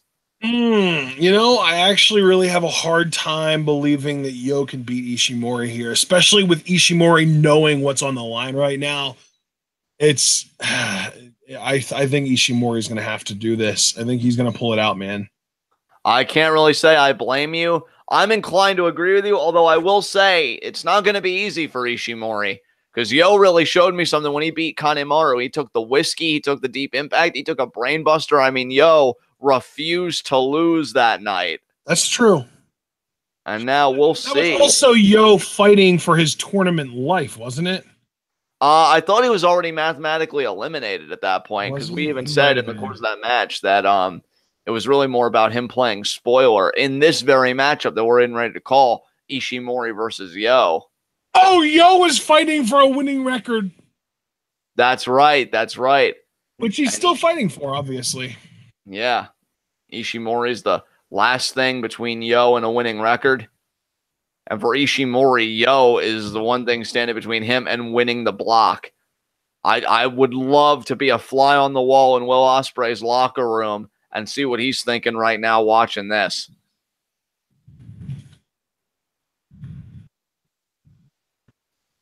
And I'll tell you what.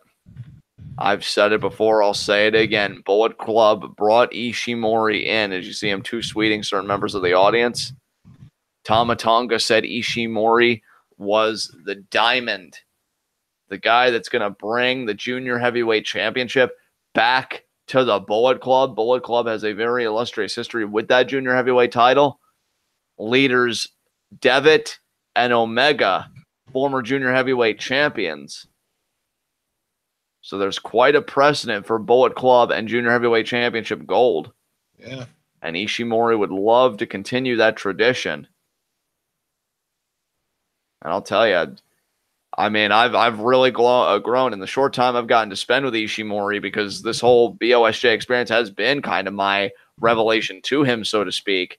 For my money, I think he's a worthy successor to those guys. I think he's very capable and very dangerous. And I think him being one half of the final already makes it must watch. But he's got to get through Yo first, because if he doesn't, then Ospreay punches his ticket. And then Ospreay's only one win away after that from facing Rey Mysterio at Dominion. Now Ishimori looking calm. I like that. I like that Ishimori seems relaxed. Nerves of steel for Bone Soldier. And here is Yo. And Yo is a guy, I mean, you really put it well, partner, yesterday, talking about the members of Roppongi 3K, seeing them as singles competitors and seeing what they've gone through in this tournament.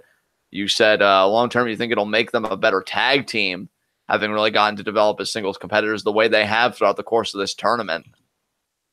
And Yo has certainly shown us something. Show especially has shown us something. We're going to see him a little bit later. And Yo, very excitable. What I love about Yo is that you can definitely tell that he's a humble man, because every time he wins, he can't even believe it. Yeah. So Yo counts himself out most of the time as well. But he's kind of like the Juice Robinson of BOSJ here, isn't it? Absolutely, absolutely. But you have to think with each Look at the pep popping. Absolutely. But you have to think with each win, Yo becomes a bit more confident each time. As the referee. The pecs. Yeah, that's the confidence right there. And now Ishimori responding, pretty much saying, Yo ain't shit. There's the bell. All right, good job. Yeah, you're keeping on top of it, bud. I'm telling you, man, the only hiccup we had was the Dragon Lee matchup, and even then, I even said to our audience, like, I didn't hear it, but here's the timestamp. So I say we have a perfect record. The timestamp thing was useful, although hopefully people are watching on whatever medium you're using, because mine is 7 seconds shorter, and that fucked everything up. Indeed. And now Yo wanting the show of respect, but Ishimori with the gun instead. Oh, shit, Ishimori. I like that. Look, I respect Yo. This ain't a scumbag thing. This is a I'm one win away from winning the block thing, and Ishimori ain't got no time for shit. And now Look at that. Not going to engage Yo, not on his terms. God, it's so rare for a guy in a tournament to hold all the cards. Ishimori is in an enviable position right now. Yeah, he is. Kick to the gut there. Oh, Irish whip into the... Oh, no. Yo with the leapfrog. Ishimori flips over. Ishimori sends Yo into the ropes. Yo with the forearm. Nice. Great energy to that forearm, too. Seemed to have a bit of torque to it. And now Yo measuring Ishimori. Ishimori got caught there. Tope con hilo from Yo. Tope con hilo! And Yo is fired up here. Guys, we just rewatched TakeOver New Orleans last night, and Mauro Ranallo is fucking wonderful. He is. Stomp right on the arm there by Yo. He took that show from a 10 to an 11.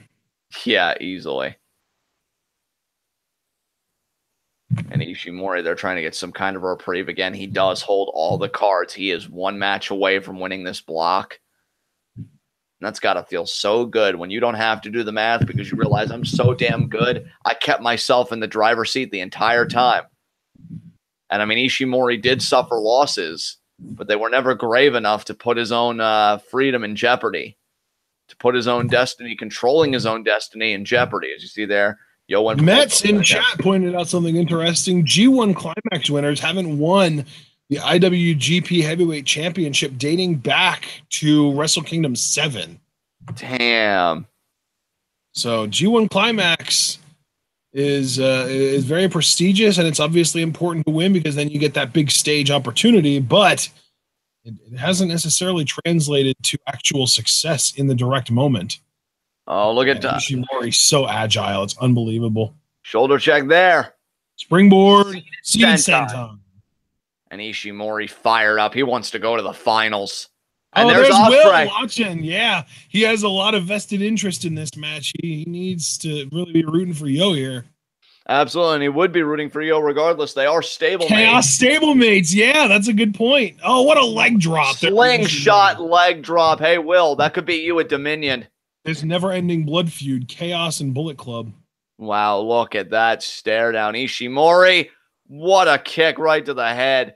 Oh, Ishimori just showing off at this point, skinning the cat, pulling himself up. He's moonsault. He's brimming with confidence, and you know something, this will be my first kind of scumbaggery. I'm digging it, because when you're better than everyone else, why wouldn't you brim with confidence? And Ishimori just looking at Ospreay, because he beat Ospreay on day one. If that was for the championship, we'd have a new champion right now. But it's a tournament setting. Look, Ishimori's only looking to get his championship match at the big stage because he wants to humiliate Ospreay at Dominion, not some secondary house show. I know. Choking Yo with the boot is Ishimori. Yeah, how you breathing, asshole? And the ref doing the count here. Tell you, Ishimori to me, I love it, man. I'm picking up everything this guy's laying down. I can't wait to do our 5 fave 5s next time around because Ishimori might really be up there. And now, nice. Overhand chop. And a chop in response by Ishimori. Although I hope you don't forget about Ishimori by the time we do our next five fave 5s because that is after SummerSlam, which also means that it's after G1. I'll try not to. That's why I like that the series is kind of spaced out the way it is because it gives everybody really a chance to shine and make an impression. Neck twist. I'll tell you, the biggest compliment I could give Ishimori, alongside Tama Tonga, to me, those two guys are the two coolest members of Bullet Club right now, or at least what I recognize as freaking Bullet Club. I would agree for sure, yeah, because Cody doesn't fucking... No, he doesn't fucking count, and Bullet Club's a fucking mess right now. I would say those two guys and Marty. Yeah, those two guys and Marty, definitely. But you know what, though? Even with Marty, like, it's weird, because even though I know he's in Bullet Club, I don't associate him with Bullet Club for whatever reason. Like, it's weird. It is weird because he comes out with Bullet Club umbrellas. He does. No, he does everything. It's just I just have that disassociation, I guess, and it's weird. Oh, I know, It's because he hangs out so much with fucking Cody. Maybe. And Yo now wanting to walk away with a winning record, wanting to make his stablemate proud. God, how much must it kill Ospreay inside, though, Ashton, to be watching this and just feeling absolutely powerless because he is? Like. Yeah. Knowing that he can't really affect the outcome. Well, now knowing that he even let it get to this point, you know what I mean? Like knowing that he even let it get to the point where all Ishimori has to do is win. And knees. Yo, move out of the way. That could be crucial there. More information here from Mets in chat. The last time the IWGP Heavyweight Championship swapped hands at Wrestle Kingdom 5, when Tanahashi defeated Kojima for it. Yeah, and now Dragon Screw there by Yo. Again, as I always say, shades of Tatsumi Fujinami. And now Yo looking to come back in this thing.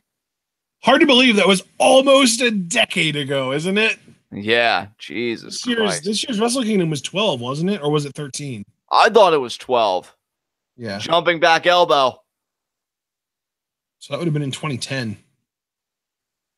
And, look at Yo, the quickness. Oh, what a kick to the head. Double stomp. And, backbreaker. Neck breaker. Yo, feeling it here. 2. Kick out there. Oh, Wrestle Kingdom 5 was in 2011, not 10. But still, that's still a long time ago. And Ishimori favoring his head and neck. All he has to do is beat Yo and he wins the A block. Yo, though, calling for something. Maybe a power. No, I think he's calling for a German. And no, Dragon. He tried getting this on Ospreay, couldn't get it off. Can he get it on Ishimori? Ishimori's too strong. Oh, but there's the uppercut from Yo. Yo didn't let Ishimori breaking the grip affect his momentum, but that Hurricane Rana most likely will. What a Hurricane Rana. I'll tell you, Ishimori, man, he is just on another level right now. And now Ishimori, what's he going to do here? Is he going to go over the top, over the corner? Oh, triangle. What a triangle moonsault. I'm sorry, but eat your heart out, Ibushi. Jesus Christ. Yeah, he flattened him with that, man. I hope we get a replay of that, honestly. I want a replay of it too, partner. That was fucking gorgeous. I mean, not for Yo. Yo hated every second of that, but my God. And Yo sprawled out, making mad angels on the floor. As Ishimori, man. He could be one bloody cross away from punching his ticket to the finals. And imagine Ospreay having to watch that 3 count go down, how that would just eviscerate him inside. Yeah. He wants that match with Rey Mysterio so bad. I think, even though Ospreay may not explicitly say it on a microphone, I believe, as we got to cover here, 1, 2, Yo stays in it. I believe. I imagine if Ospreay manages, if he doesn't win the tournament, and he manages to retain his title against the winner of the tournament, I imagine he'll choose to face Rey Mysterio at the New Japan show, Cow Palace in San Francisco in July, or it might even be in late June. I think it's San Fran. Oh, what a shining wizard! 2. Well, nope. San Fran would be in Rey Mysterio's hometown. I mean, San Diego, but I think it'd be close to his hometown, right? As we got the omoplata crossface here by Ishimori to Yo. Looks like San Francisco to San Diego is about an hour and a half flight. Damn, son.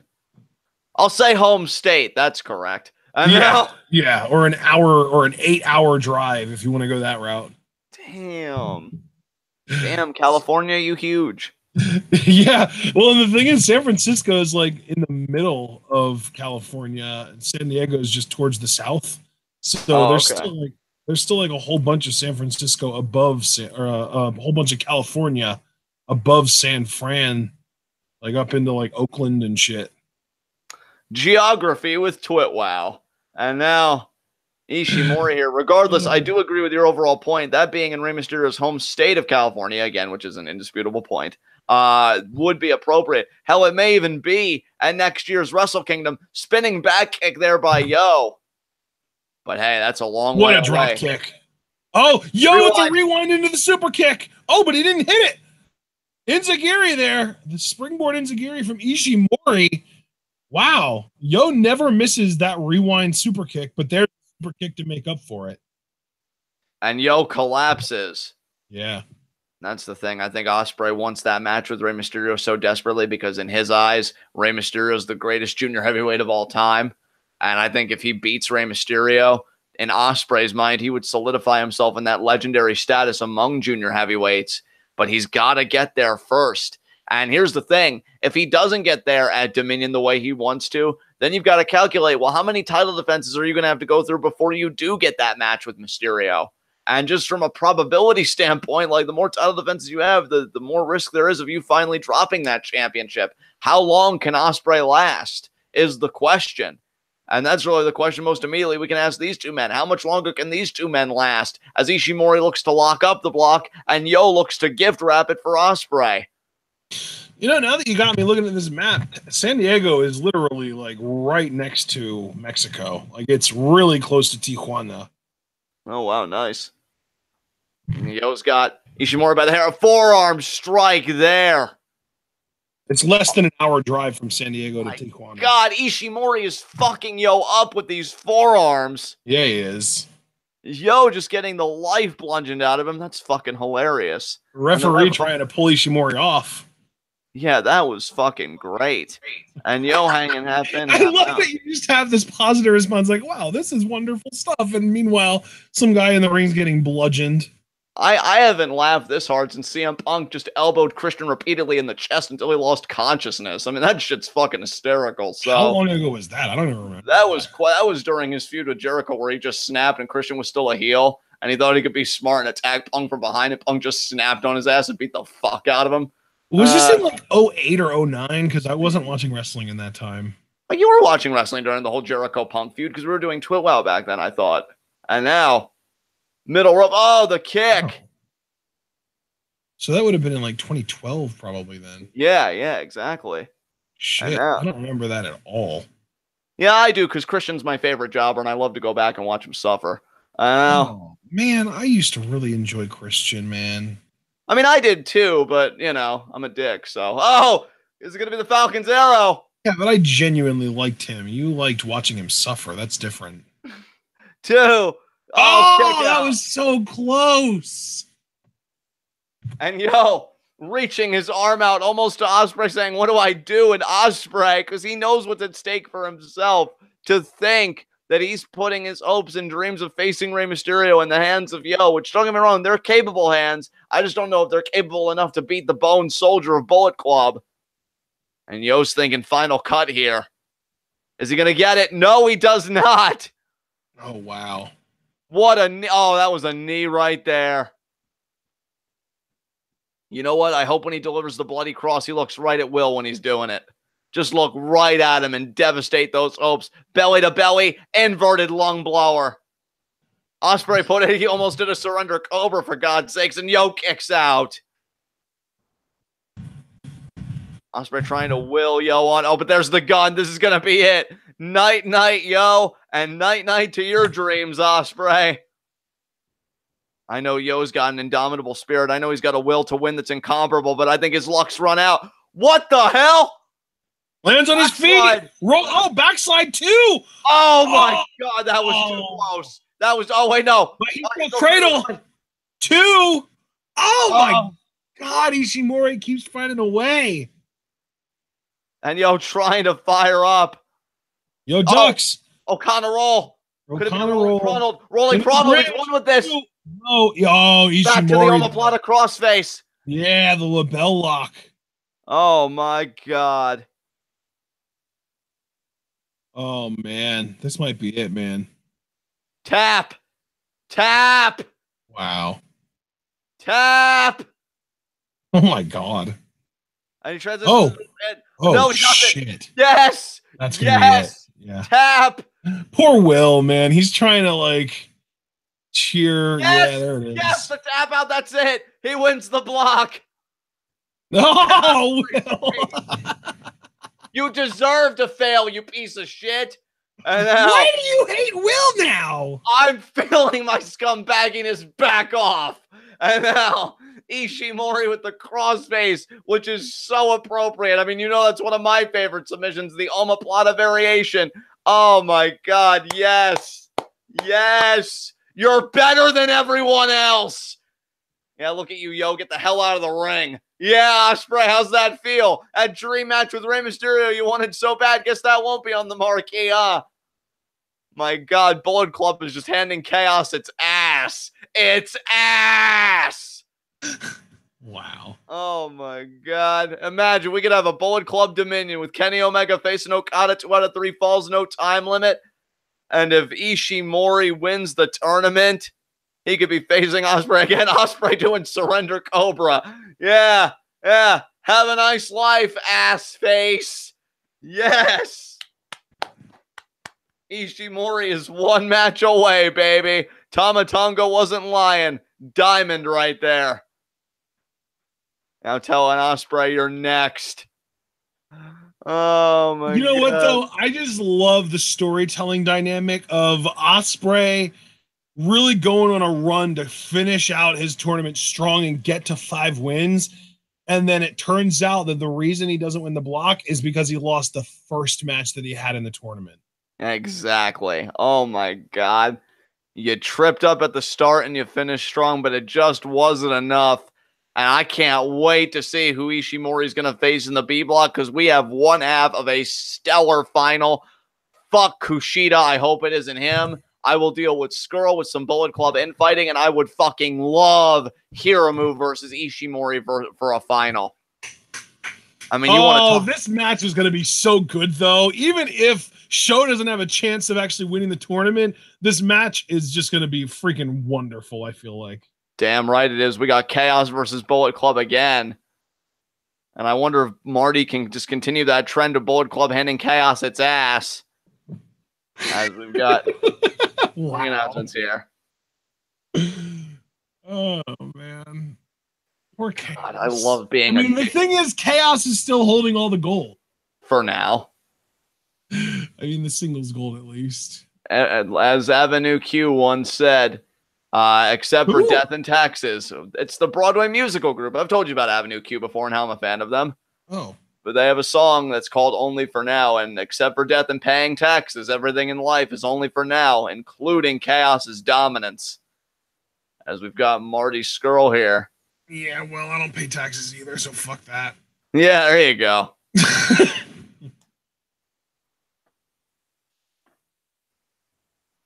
And Marty Scurll, who has really had a just wonderful tournament run. And I really did want him to win the B block, which again, he still can. It's just a lot of maneuvering that I've just decided to forego the possibility altogether. And he is 1/3 of the never openweight champions. Javaris, don't you wish that evil on us? Oh, wait, what did Jarveris say?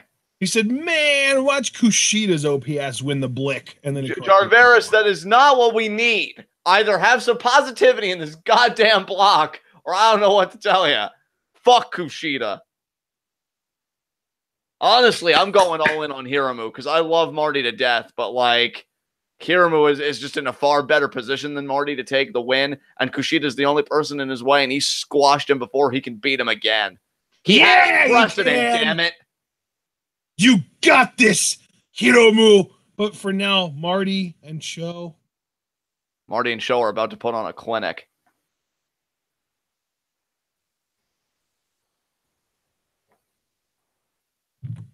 And Marty now in the ring.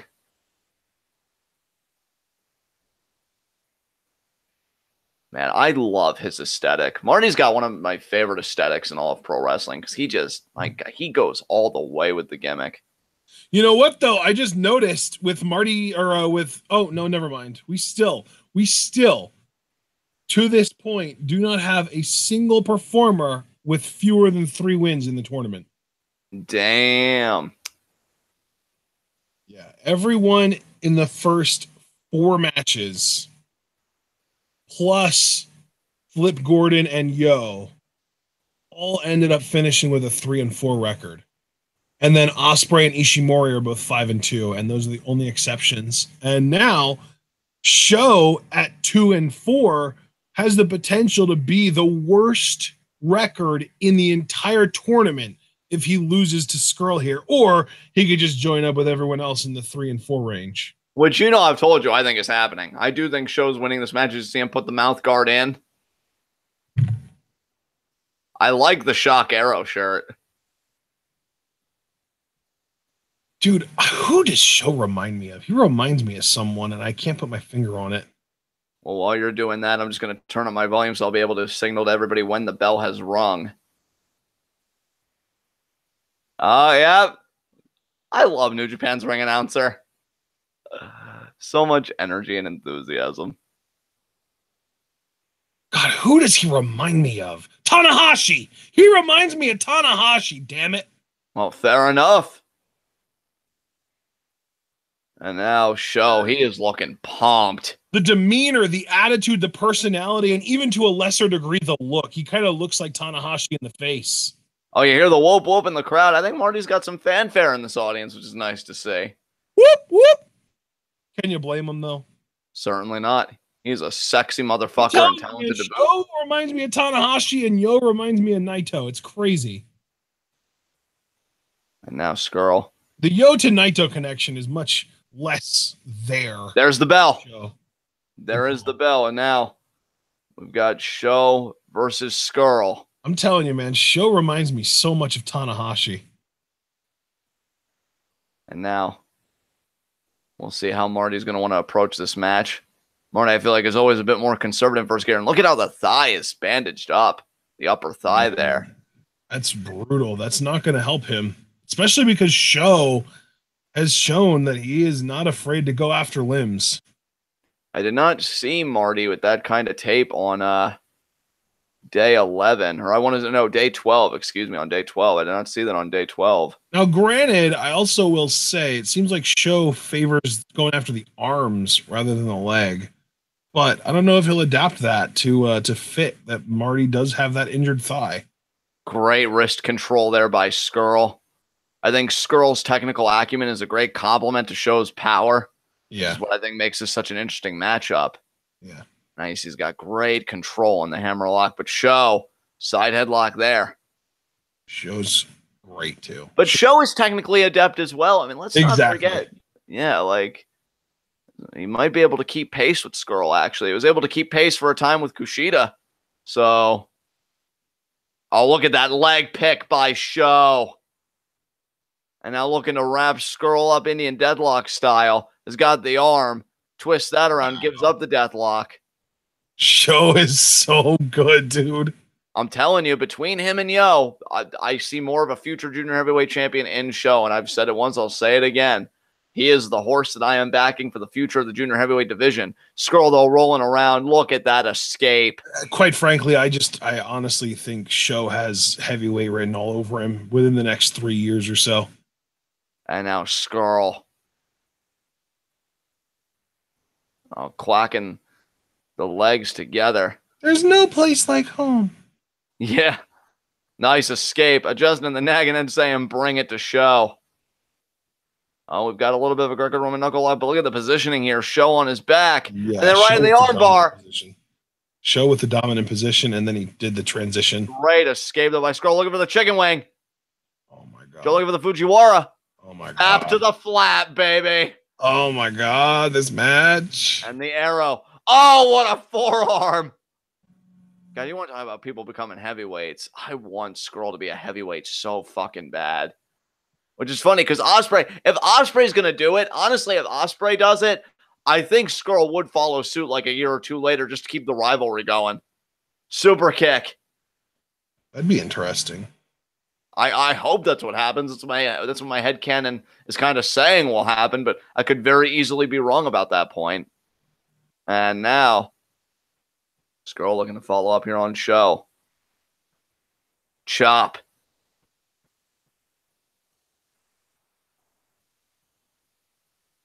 Now Scurll. Another chop there.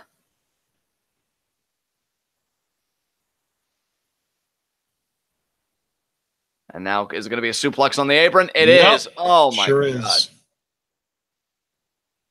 Scurll is just feeling himself right now. Hard to believe we only have one match left, you know? Oh, absolutely. This is flown by. I mean, hell, it's appropriate, right? Given that we're talking about junior heavyweights. But now the wrist. Bending the hand. Oh, he's going to get it situated to stomp on it. And he does. Oh, my God. That's why I want Scurll as a heavyweight. I want to see him do that to guys like Naito and Okada. And now, could be the Liger special. Look at, he's even pointing at Liger while he does it. He's been mentioning it on Twitter, too, that, like, he considers it as him honoring Liger, which I find very interesting. I got to wonder if Liger feels the same way. And now, got the other arm. Actually, yeah, he actually got the arms, but look at Show. Oh, my God, the power, but then the fish hook. And the stomp. There it is. Driving the knees into the canvas. But still, though, that freakish display of power by Show, resisting with his own will the Liger special. Good God. And now Scurll. Irish whip. Nice elbow. Kick to the head. There's another kick right to the midsection that time.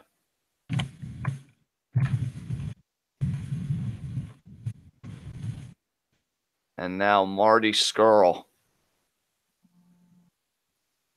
Chop.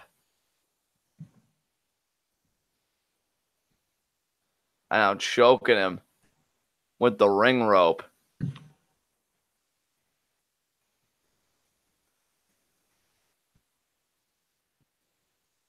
And Show trying to catch his breath. Scurll, though, offering him no reprieve, and why should he? I mean, Scurll does still have a chance to win this block. Oh, look at that. The arm trapped. Could it be a tequila? Or no. No. He's going to wrap around Indian deadlock position. Look at this. It's going to be like a tequila clover leaf. Shades of sticks. And nicely done here by Scurll. Didn't you say for Scurll to win, unless I'm thinking about the A block, that he would need to win and Kushida and Hiromu would need to go to a draw? That's correct, yes. So see, again, long odds. That's why I'm really just putting all my eggs in the Hiromu basket right now. But Marty, and now Show gets to the ropes. And see, because we've covered enough G1s to know, even though this is our first Best of Super Juniors, I doubt they operate much differently. New Japan really doesn't like playing with ambiguities like that much. I think it's very rare that they indulge ambiguities like that and uncertainties like that. I think they like to really clear the brush away and be like, this match is for all the marbles kind of thing. So, I mean, we'll see if I'm proven right if Show wins here. But Scurll certainly is not making that look like a possibility. Now look at, oh my God, this almost like inverted gory special here. Oh, right into the turnbuckles goes the sternum of Show. Uppercut by Scurll. Tell you what, man, Scurll, I adore this man, dude. He's so good. And now, top rope. He's thinking superplex. He's going to get it off, too. He got it. And Show rock there. Look at his eyes glazed over. Hooks the leg, too. Kick out there by Show. Very nice. Show's a tough son of a gun. Good on you, Show. And now Scurll thinking about what to do next. I mean, we know he's got the chicken wing. He's also got a maneuver. I wouldn't even know how to describe it in technical terms, but a move called the Birds of Prey that I've seen him win matches with. And he's got the Black Plague, that inverted brain buster. Spear! Show with a spear exploding. And Show might have created for himself a pathway, however narrow, to get back on track to winning this match. And now Show measuring Scurll. Lariat in the corner. Another lariat there. Marty. Oh, what a lariat from Show to fire back. I love it. Show is just all kinds of intense. Could be the deadlift German. Oh, but Marty stomps on the toe, and then the back elbow sends Show into the corner. Going in, Marty sent up and over. Trip him. Show off the ropes. Running drop kick. Show coming back here. Show going to the outside apron. Kicking the arms. Soften him up for that arm bar. And making the shock arrow easier to execute. And break out of the chicken wing. Yeah, that's a great point. All excellent points, Ashton. And now, Show, what's he thinking about? Front face lock. Could be a suplex. Marty sends his the center of gravity, though. Marty lowering that center of gravity, making it more difficult for Sho to get leverage. Marty now going for the hand. You know what he does out of this. Oh, yeah, I do. Yeah, I do. Oh, he uppercutted the arm. That was a bit different. Is he going to? No. Lol, nice lung blower there. Into the right arm. into the arm bar, cross arm breaker. But look at Marty, though. Great awareness. Stacks him up. Sho snapped out of it. Look at this. This is really bad for Marty. He needs to get to the rope. He's close. And Sho trying to prevent him. Sho really smothered him. He is. And he got there. Did you notice how Sho almost seemed to kind of elevate his legs some to even make it more difficult for Marty, kind of smother him a little bit? Maybe that was just me, but I thought Sho kind of altered his bodily positioning a little bit. Maybe. And now he's got Marty by the wrist, ringing it around, elbow across the arm. Yeah, Marty is going to have to stoop to some desperate shit if he wants to lock his chicken wing in properly this match. Is it just me? I just feel like Sho gets better and better with every match. I'm telling you, man, he's special. There's something special about him. Uppercut there. Just kidding. Right to the knee. His character went to Cambridge. And now off the ropes. Oh, the super kick. Has he actually said those words before? No. Oh, that's purely headcanon. Brainbuster, speaking of heads. 1, 2. No. Sho kicks out. Brainbuster can't get it done. But a chicken wing might, or a black plague might. True stories. All of the above. Very true. I mean, that's the thing. Marty Scurll is such an adept competitor. He has so many ways with which to beat you. And to think, you know, he wins, he would have to just pray that Hiromu and KUSHIDA would go to a draw, which is possible. I mean, you know, it's not impossible. It just seems like such a long shot, but Marty could at least have the control. Hey man, we've actually seen that happen just a couple years ago with Goto winning the block due to Tanahashi and Okada going to a draw. That is very true. And Sho, they're getting slapped. Marty showing no respect to Sho. As far as Marty's concerned, Sho might as well still be a young lion. There's another slap there. And Sho, I think he's telling Marty to bring it. My God, I said earlier that ACH has, actually, no, I said Dragon Lee has brass balls earlier, and now Sho showing that he has a pair as well. Forearm by Marty. Sho, though, staying in the fight. Sho's expression changed. Back and forth these two go. They're exchanging soup bones here in the B block. And I got to tell you, I don't think this is a strike exchange you want, Marty, because Sho's got that power. He can plant into those forearms. Oh, my God. Neither man seems to be slowing down.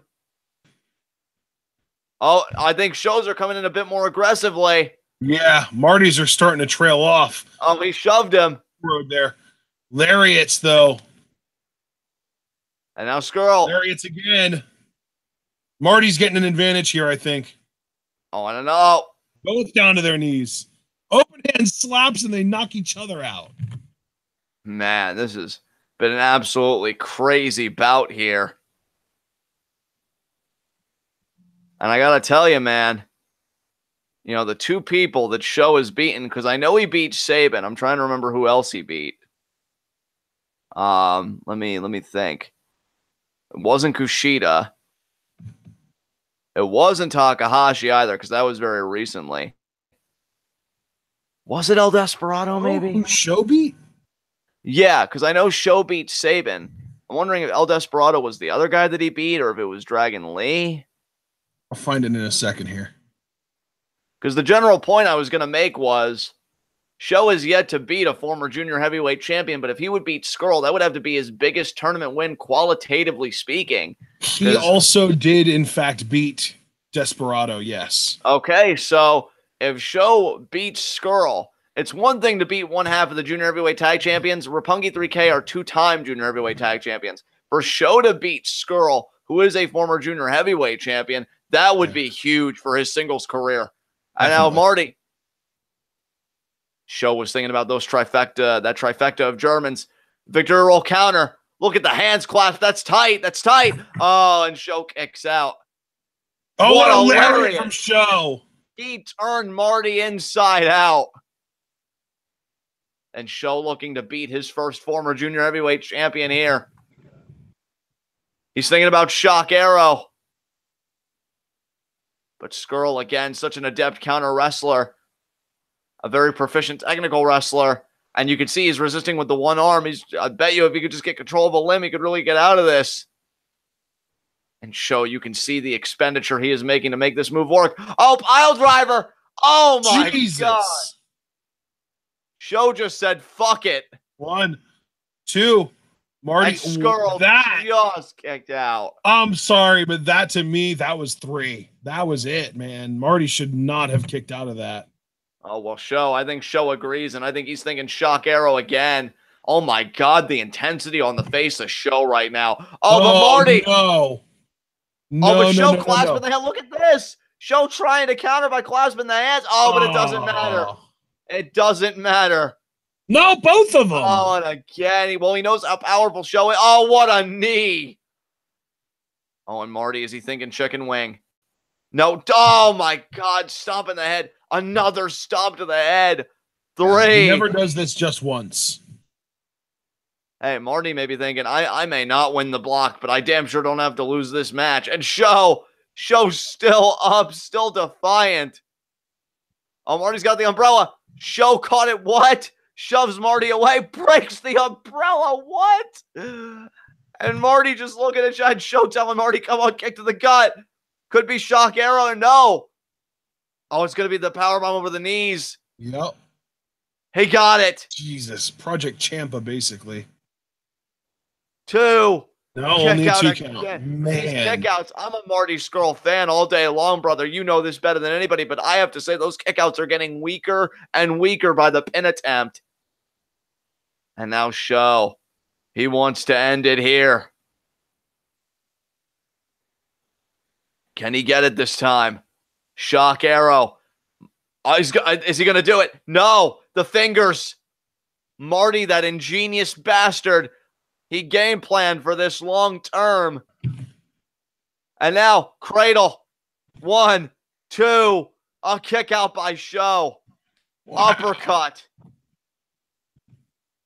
What a knee. Lariat by Scurll. And Marty has got to be feeling now that this is his moment to win. Oh, is it going to be Black Plague? You might be thinking about it. We only saw it against Sabin. No, he's thinking chicken wing. Yeah, he really only used Black Plague against Sabin, but I really liked it the first time I saw it. Oh, Sho rolls through. 1, 2. Oh, and Marty. Oh, and now Sho into the sleeper. Hey, with biceps like those, he could pop Marty's head clean off his shoulders if he wanted to. A sleeper should be just fine, but Marty getting to the ropes. Kick to the chest. What a shoot kick. And now, German bridge. Marty kicks out, but Sho, oh, I thought he was going to go for the trifecta, but actually back to the sleeper. Look at Sho evolving. We haven't seen him do the trifecta Germans, and we may not even see him do it at all. He might be thinking about winning via pass out here. I mean, he's got the power and the technique. He might be able to do it.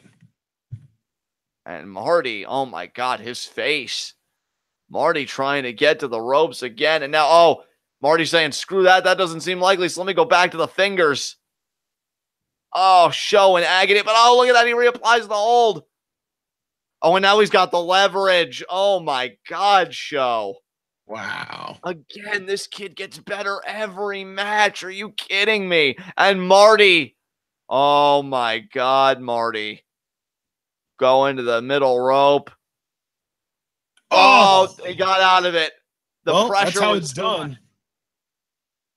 If I'll tell you what though, Marty's lucky. To me, that was a coin flip. Because if Sho was able to keep that locked in, that leverage, that positioning would have been completely disadvantageous to Marty Scurll. Marty's lucky that the impact really caved in the midsection, drove the air out of Sho.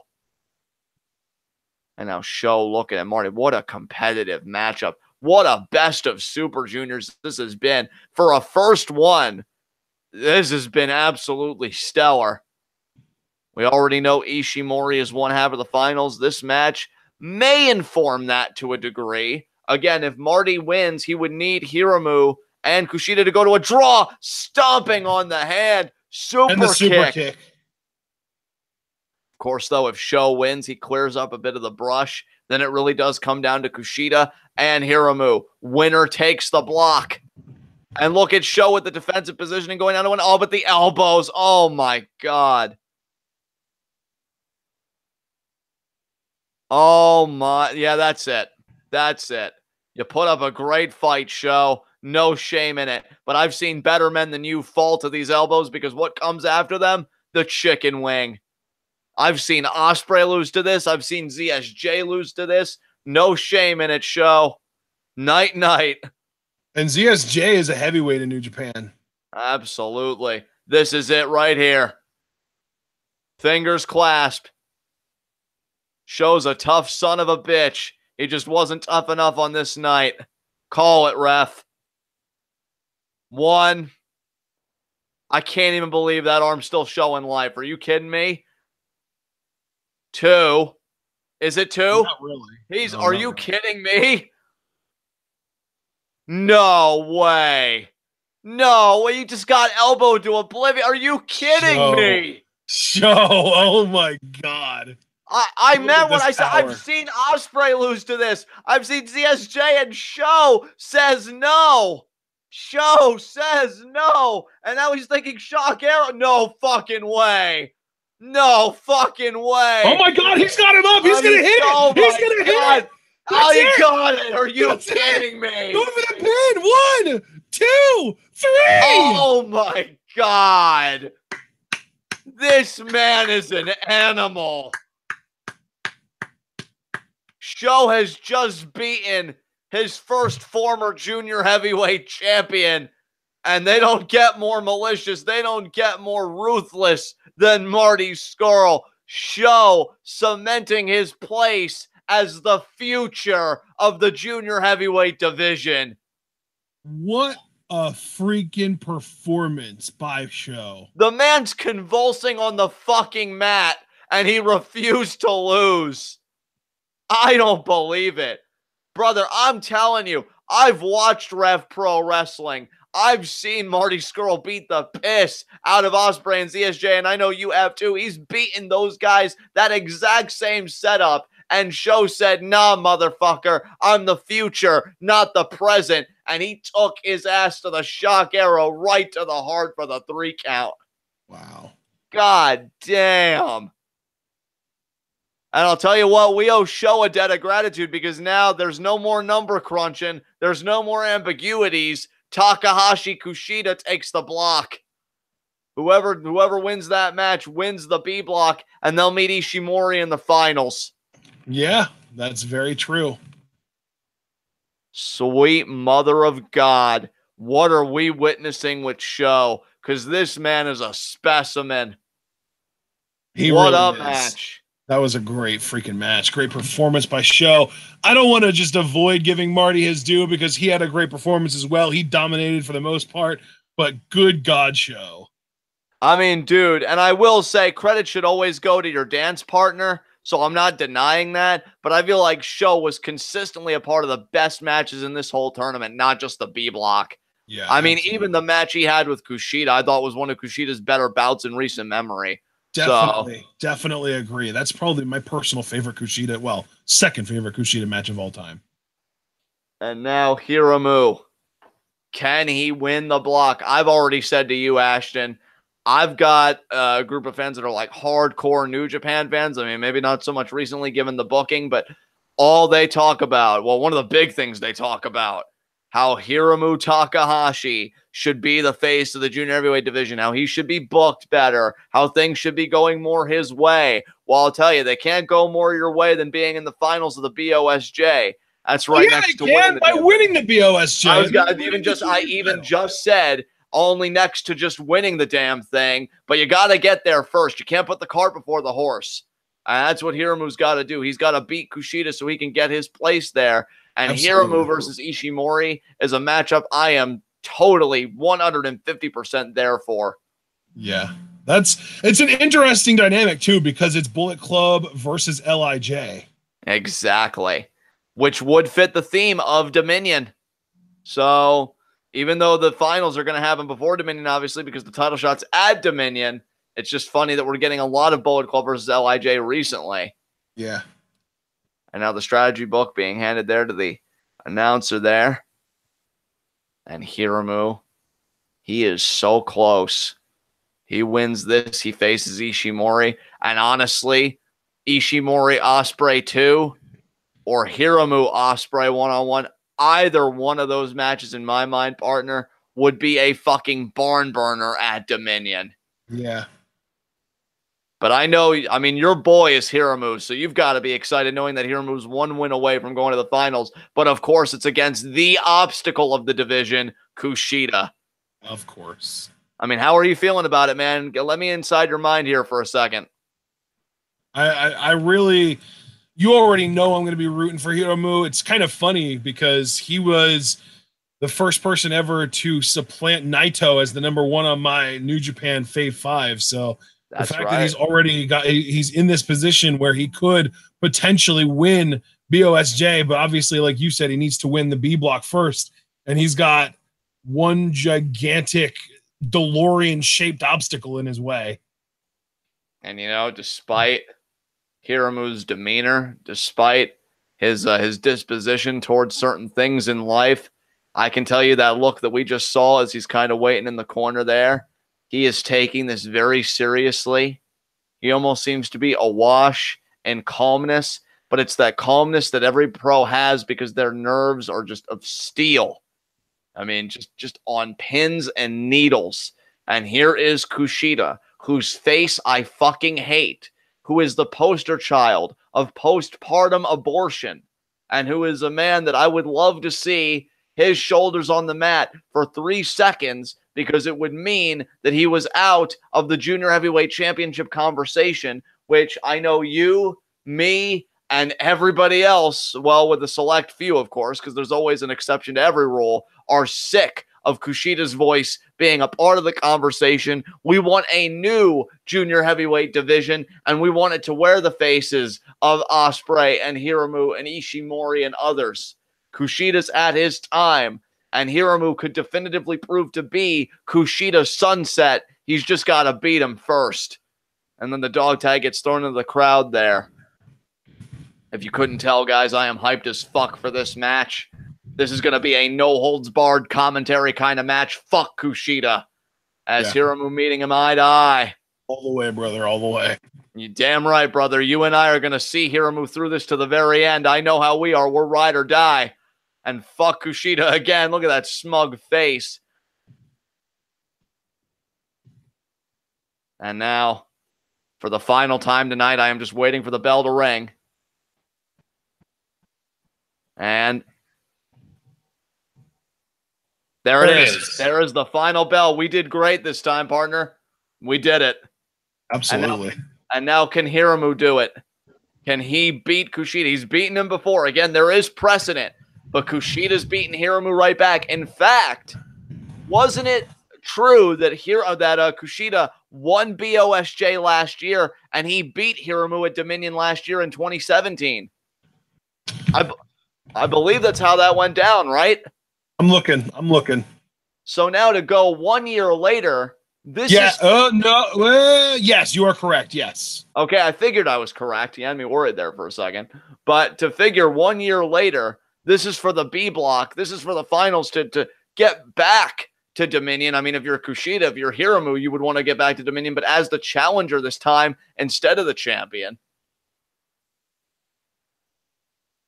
And I'll tell you, New Japan has to know how OP KUSHIDA is, and on some level the hatred that exists, because you couldn't have a more suspenseful B block final than a guy that we all love against the fucking roadblock. Of course. Yep. Couldn't be freaking Taguchi, right?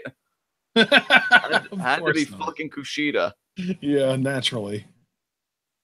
And you see these guys, there's so much history. Again, Hiromu squashing KUSHIDA. KUSHIDA getting the belt back from Hiromu at Dominion. I feel like Hiromu even began his reign at KUSHIDA's expense, didn't he? Yes. So, I mean, again, a lot of history there.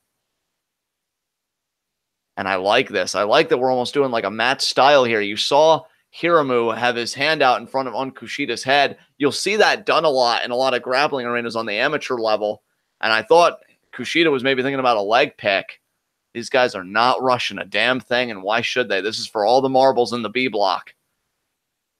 And Ishimori, I wonder what's going through his head. Do you think Ishimori has a preference for who he'd like to face, or do you think he just doesn't give a damn? So we got the lock up here. You know, I almost want to say Ishimori would probably rather face KUSHIDA, just because, you know, there's sort of a mutual respect between LIJ and Bullet Club, whereas we already know Bullet Club fucking hates chaos. Yeah, that's true. That is true. Was he a member of Chaos, or was he in Taguchi Japan? I feel like KUSHIDA was Taguchi Japan. I mean, nonetheless, you know Bullet Club hates Taguchi Japan too. Yeah. And this lockup, man. I mean, normally I don't get into lockups, but there is so much animosity in this lockup. And you see Hiromu's actually got the advantage. KUSHIDA down to one knee. But advantages against KUSHIDA never really last. They are ephemeral in the truest sense of the word. And now KUSHIDA back up to a vertical base. And now he's got the power advantage. And you can see Hiromu almost stretching the face out of KUSHIDA here. Now KUSHIDA just wrestling him right back down. Hiromu back up, though.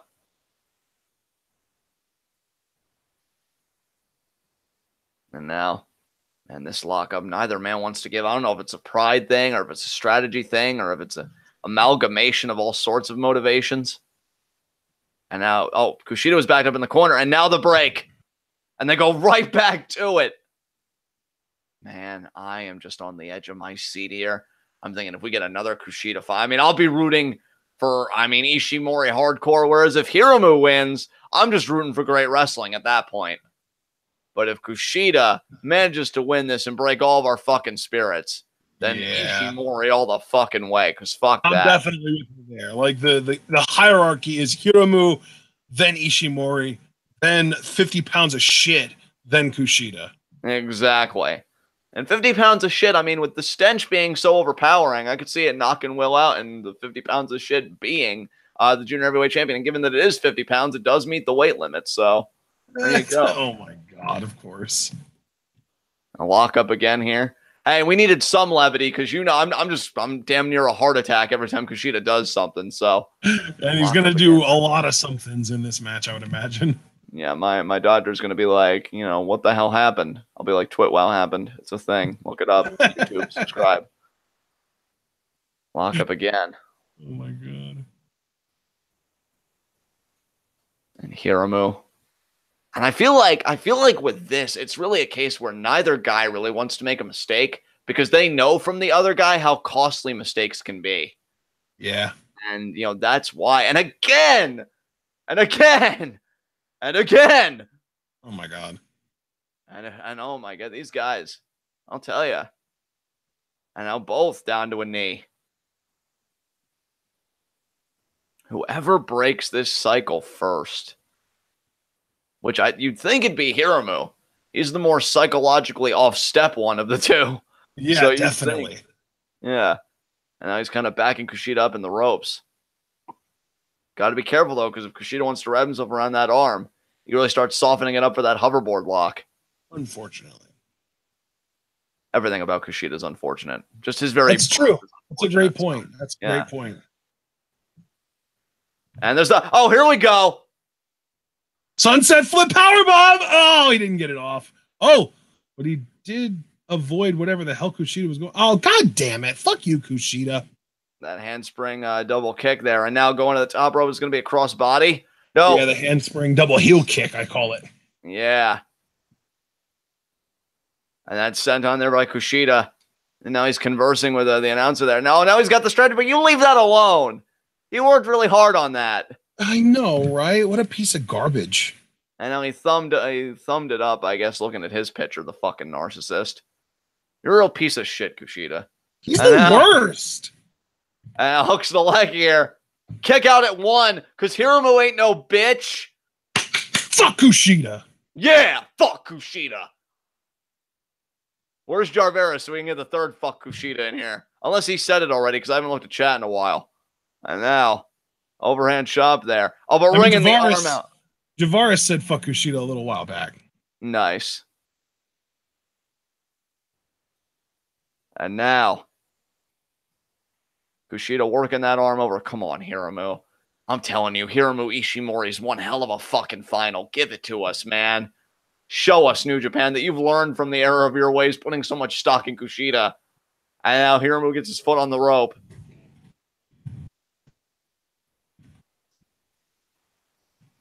And now he's got the wrist again. Does Kushida is going to ring the arm out. My God. Slams Hiromu down to the canvas, controlling the arm now. Knee up against the forearm, the elbow. Hiromu trying to kick. Kushida, stomping down on the elbow. My God, what did Hiromu ever do to you? You're so mean. Just because he exposed you and squashed you that one time. It's what you deserved. He really did. He's the worst. Oh, and now could be the suplex float over. Oh, wow. Metz just said that he actually took a photo with Kushida last July. How dare you? Wait. No, I'm not trying to attack our fans for getting pictures with wrestlers. Jesus. No, that's true. Did you sell it on eBay at least? Jesus. I would rather not encourage that behavior either, to be honest. And now the short arm scissors here. Look, man, there's an exception to every rule. And Kushida is that exception. And Kushida is that exception to every rule. But no, in all seriousness, Mets, I mean, I do hate Kushida, but I don't hate you. And I think it's actually really cool that you got to even, like, associate with New Japan wrestlers, even if they are the bottom of the barrel. And now, I'm so good at backhanded compliments. And now, Kushida. But no, I hope one day I could go to a New Japan show, but that's a lot of fucking logistics that I'll probably die before I ever work out. And another kick to the arm there. And Hiromu trying to keep the overhand chop. But Kushida over the shoulder arm breaker. Oh, Kushida with the handspring. Caught, baby! Yes, Hiromu. Thinking you're fucking cute. We got you, motherfucker. And now, come on, Hiromu. Fight back in this, baby. You versus Ishimori is the final I fucking want. Drop kick. Yeah, cameraman, I don't really give a fuck about you. The point is that Kushida got taken out. That's the main priority here. The main fucking objective. And Hiromu now, with every offensive maneuver he successfully executes, the confidence has got to grow. I even saw a slight smirk there, trying to get the feeling back in the arm. But he's wrestled Kushida a few times before. He knows what to expect. He's prepared for it, Kushida. You fucking shit stain. And now, Hiromu back in the ring. Again, he's shaking the arm out, getting the feeling back in it. Chop. Another chop. And lariat in the corner. Drop kick there. 2. Kick out.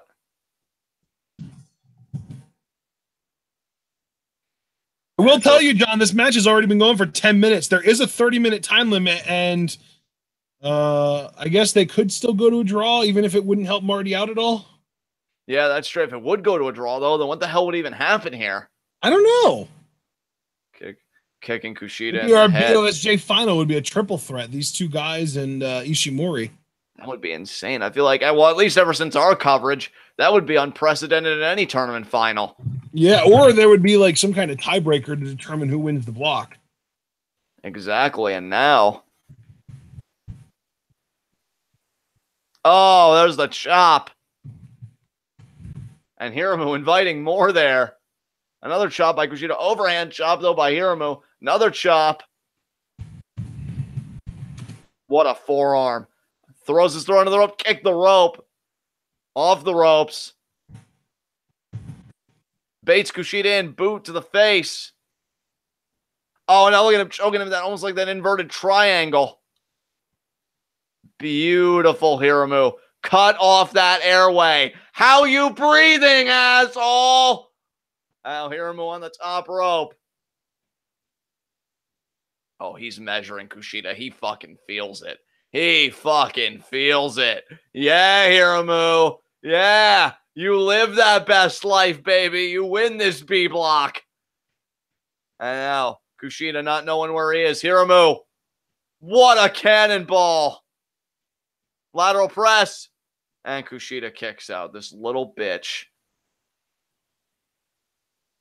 How many lockers do you feel like Kushida was stuffed in high school? I mean, my answer is not enough. I have a really simple answer for that, John. Not enough. Yeah, you and I both had the same answer. Our math is fucking excellent. Yeah. And now Hiromu controlling Kushida here with the hold, grounding this fucking urchin into dust. I can't breathe. It hurts. Good. You don't deserve comfort. Nothing delights me more than seeing your diminishing lung capacity, you piece of shit. And now, yes, Hiromu, yes. I'm sorry, is it just me or does Kushida look like he has a milk mustache? Yeah, he's definitely spitting up a lot of bodily fluid. Yeah, I don't care how many times you travel back in time to try and alter this. It's always going to be the same. You're worthless. Worthless. And Worth now, less than what? Well, worth less, than my shit for one. And now, side elbows here. It's a good But look at that Hiromu, the veteran, with the clubbing blow, and now off the ropes. Vertical leap by Kushida, ducks down. Hiromu, though, the stop. Oh, fuck Kushida. He's getting ready to counter. Hip toss, cartwheel, drop kick. Fuck you. You just got stomped in the back. Sell something, you bastard. Exactly, you piece of shit. You steaming pile of excrement, for the love of God. And now Kushida, the kick. Go up there, Hiromu, and belly to belly him off the top rope. No. Oh, no. Runs to the corner. And no. Oh. Fucking Kushida with the flatliner into the turnbuckle. Son of a bitch. He's so worthless. I hate you. And now, Kushida. No. Coming back to the future. Oh, Hiromu. Raking Dig those fingers into the eyes, Hiromu. Take the eyeball clean out of the socket. No. Boot. Oh, son of a bitch. No. Stop it. God, I feel like he's like a dog that made a mess on the carpet. Look at Hiromu, though. He's got his hands clasped. Oh, never mind. Fuck it. How does it feel to know that every defense never lasts because Kushida's fucking cancer? It really doesn't feel good. And Hiromu, look at that counter. Yes. Rana, baby. Oh, yeah. Lock and D. Strike. He does. Yes. D, baby. Oh, my God. Oh, are you kidding me? Fuck you. Put your foot up 3 inches, Hiromu. You're right at the ropes. Hiromu, and while you're at it, you can also put your foot up Kushida's ass. Oh, fuck you, bruh. And now feet on the ropes. Hey. Yeah, thanks. Dick. God, dude, we are just, Hiromu is just one fucking win from a final. What's the word in French for shit so that I can call Hiromu a piece of shit in French? Hiromu a piece of shit. I mean Kushida. Yeah, Kushida. Let me pull up Google Translate. I bet you they have swear words verified. Oh, there's the drop kick to the arm. Oh my God. You're disgusting, Kushida. Tilt-a-whirl. He threw him. Yes. And pop a power bomb. Yes. Count it, ref. Oh my God. Why? No. I'm going to stay positive. Hiromu hasn't given up, and I'm not giving up on him either. You've got this, Hiromu. We believe in you. Hiromu, please. And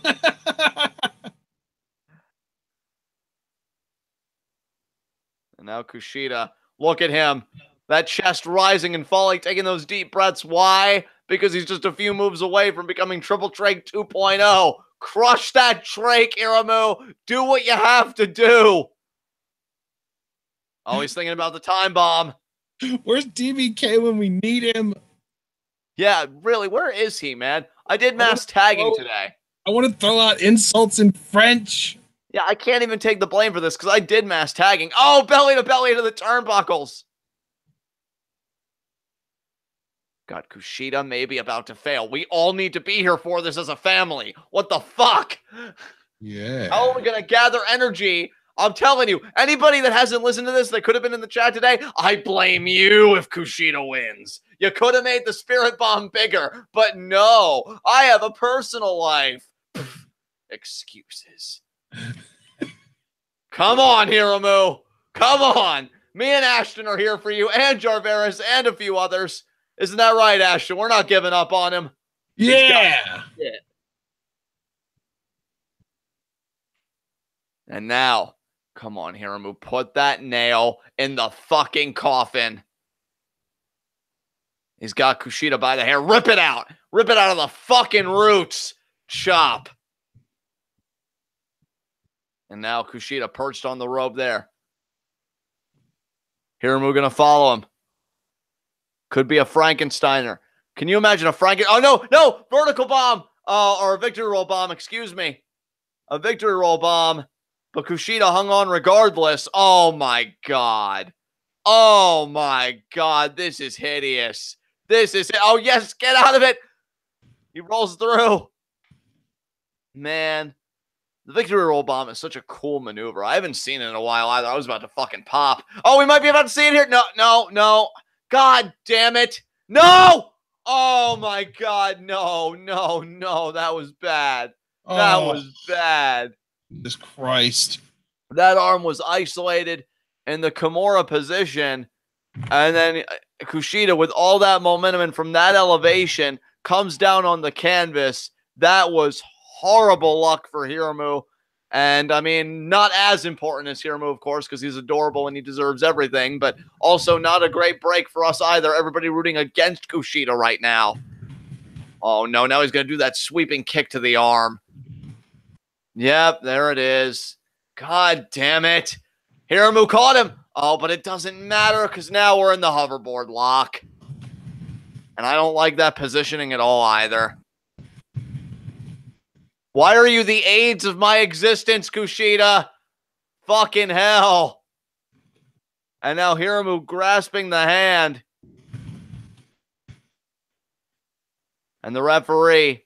I mean, Hiromu, him seizing the referee's hand might be the only difference between him and tapping out. But look at this. He's able to alleviate some of the pressure.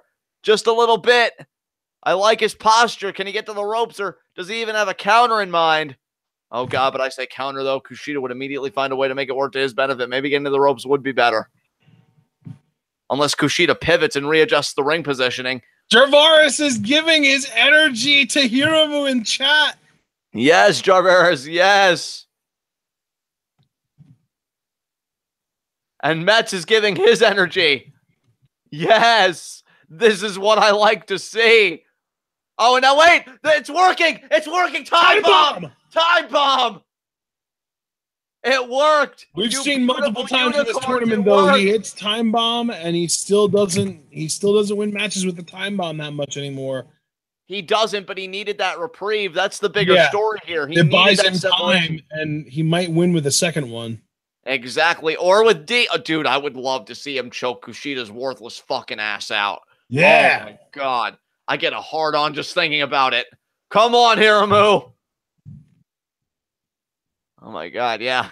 Kushida's still spitting up bodily fluid. I mean, that's how much Hiromu's beating the crap out of him.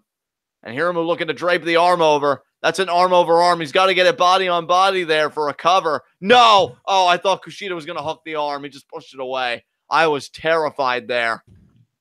This man's so fucking OP. Would have it surprised anybody? And now, ref begins his count. Hiromu looking more spaced than usual. As he's just eyeing Kushida here. It's all about the B block. It's all about going to the finals. And then beyond the finals, it's about punching your ticket to Dominion to meet Ospreay, who is out of the running. We know that Ishimori won the A block. Who is going to meet him there? Hiromu or Kushida? Or Kushida, as I'm more inclined to call him at this moment, as Kushida meets Hiromu there with the forearm. And now another forearm there by Hiromu. Another forearm though by Kushida. And oh my God, Hiromu just collapses. Good Lord. And now Kushida here, staring right in Hiromu's eyes. But Hiromu, defiant. Yes, Hiromu. Hiromu. Yes. Hiromu smile. Yes. He's in his element, brother. He is in his element. You're damn fucking right he is. And now Kushida. Oh, he sunk. He sunk. Yes. Yes. It's about time you know what it's like to lose, you worthless fuck. Oh, son of a bitch. Oh, my God. You know, I'd ask why his mother didn't abort and or swallow him, but Kushida's so OP, probably still found a way to get her pregnant anyway or make the birth successful. Kick to the arm. Oh, my God. Kick to the head. Forearm. Super kick. Super kick, Hiromu. Oh, D. D. Yes. He caught the Masahiro Tanaka into the D. Choke him out. Choke him out. Oh, yes, he followed through. He followed through. Yes. You're not getting out that way again, Kushida. Sink like a fucking stone, you piece of shit. Tap. Tap. Tap. He won't tap. Hey, I can dream right now, all right? And now, if Kushida loses to D, it's going to be via pass out, not tap out. Oh, dude, a loss is a fucking loss. We'll take it. And now, that might have been a pass out right there. He might have just call it, ref. Call it, ref. That's it. He's out. He's out. Call it. No, oh, you gotta be fucking kidding me. There is collusion, damn it. There is fucking collusion. No. No. I refuse to accept any of this right now. Oh, he locked it back in tight. Oh. Are you fucking kidding me? Oh, but Hiromu. Hiromu. Yeah, get him back up, baby. What is he? Yeah. What? This is new. Oh my God. Pile driver. That's it. Back into D. Fuck you, Kushida. Fuck you and what you call resistance. Pass out. I think he actually just calls out the D driver. That's it. That's it. That's the tap. That's the tap. He tapped out. He tapped out. Yes. Yes. I knew I was right to dream. I knew I was right to dream. And that's right, fan. Be happy and clap because Hiromu has won the B block. You failed, Kushida. Kushida, you failed. Hiromu owns you. Understand me, Kushida. Today, tomorrow, and the rest of your pathetic fucking life, you are a steaming pile of shit. You are a failure, and you are no longer a part of the Junior Heavyweight Championship conversation. That belongs to the superior competitors. That belongs most immediately to Hiromu Takahashi. Dude, we've got Hiromu versus Ishimori in the finals. That is one hell of a fucking final. I am fucking here for it. Oh my God. Yes! Yes! Yes, Jarveris, our energy did work. And Hiromu is all smiles. His book worked. His book was a success. He game planned perfectly to win the block. And now how will he game plan for Ishimori to potentially win the final? Can I just say, John? Yes. We finished the tournament with 2 competitors. Actually, I take that back. 3 competitors with a 5-2 record. And it was Ishimori and Hiromu who won their blocks, but also Ospreay, the champion. Wow. And at 4-3, the only 2 other competitors with winning records, Kushida and Marty Scurll. Wow, that's crazy. Everyone else in the tournament finished 3-4. That's nuts. Yep. And you know who's got to be brimming with pride right now? Fucking Naito who's a papa in his faction. I can't wait to hear Naito's comments. Oh, I'm so proud of Hiromu. He's just so vital to what we do here. Yeah, man. The two members of LIJ finished with a combined record of 8-6. Not bad. That's a winning record, at least. Yes, it is. Especially when you take into account that, you know, if you look at all of the competitors in the other factions, it doesn't add up quite as well. Like Suzuki-gun ended up adding up to a grand total of 6-8. So they're the exact opposite. And then Bullet Club, though, Bullet Club did the same. They're also 8-6 in the tournament. Chaos, though, Chaos got kind of wrecked in this tournament. I mean, Ospreay did well, but because they had so much representation with Ospreay and Yo and Sho all being in the tournament, they didn't do so well from an overall record standpoint. They actually finished with a final record of 11-12. Or actually, you know what? It was 11-10. 11-10. So they still technically did finish with a positive record.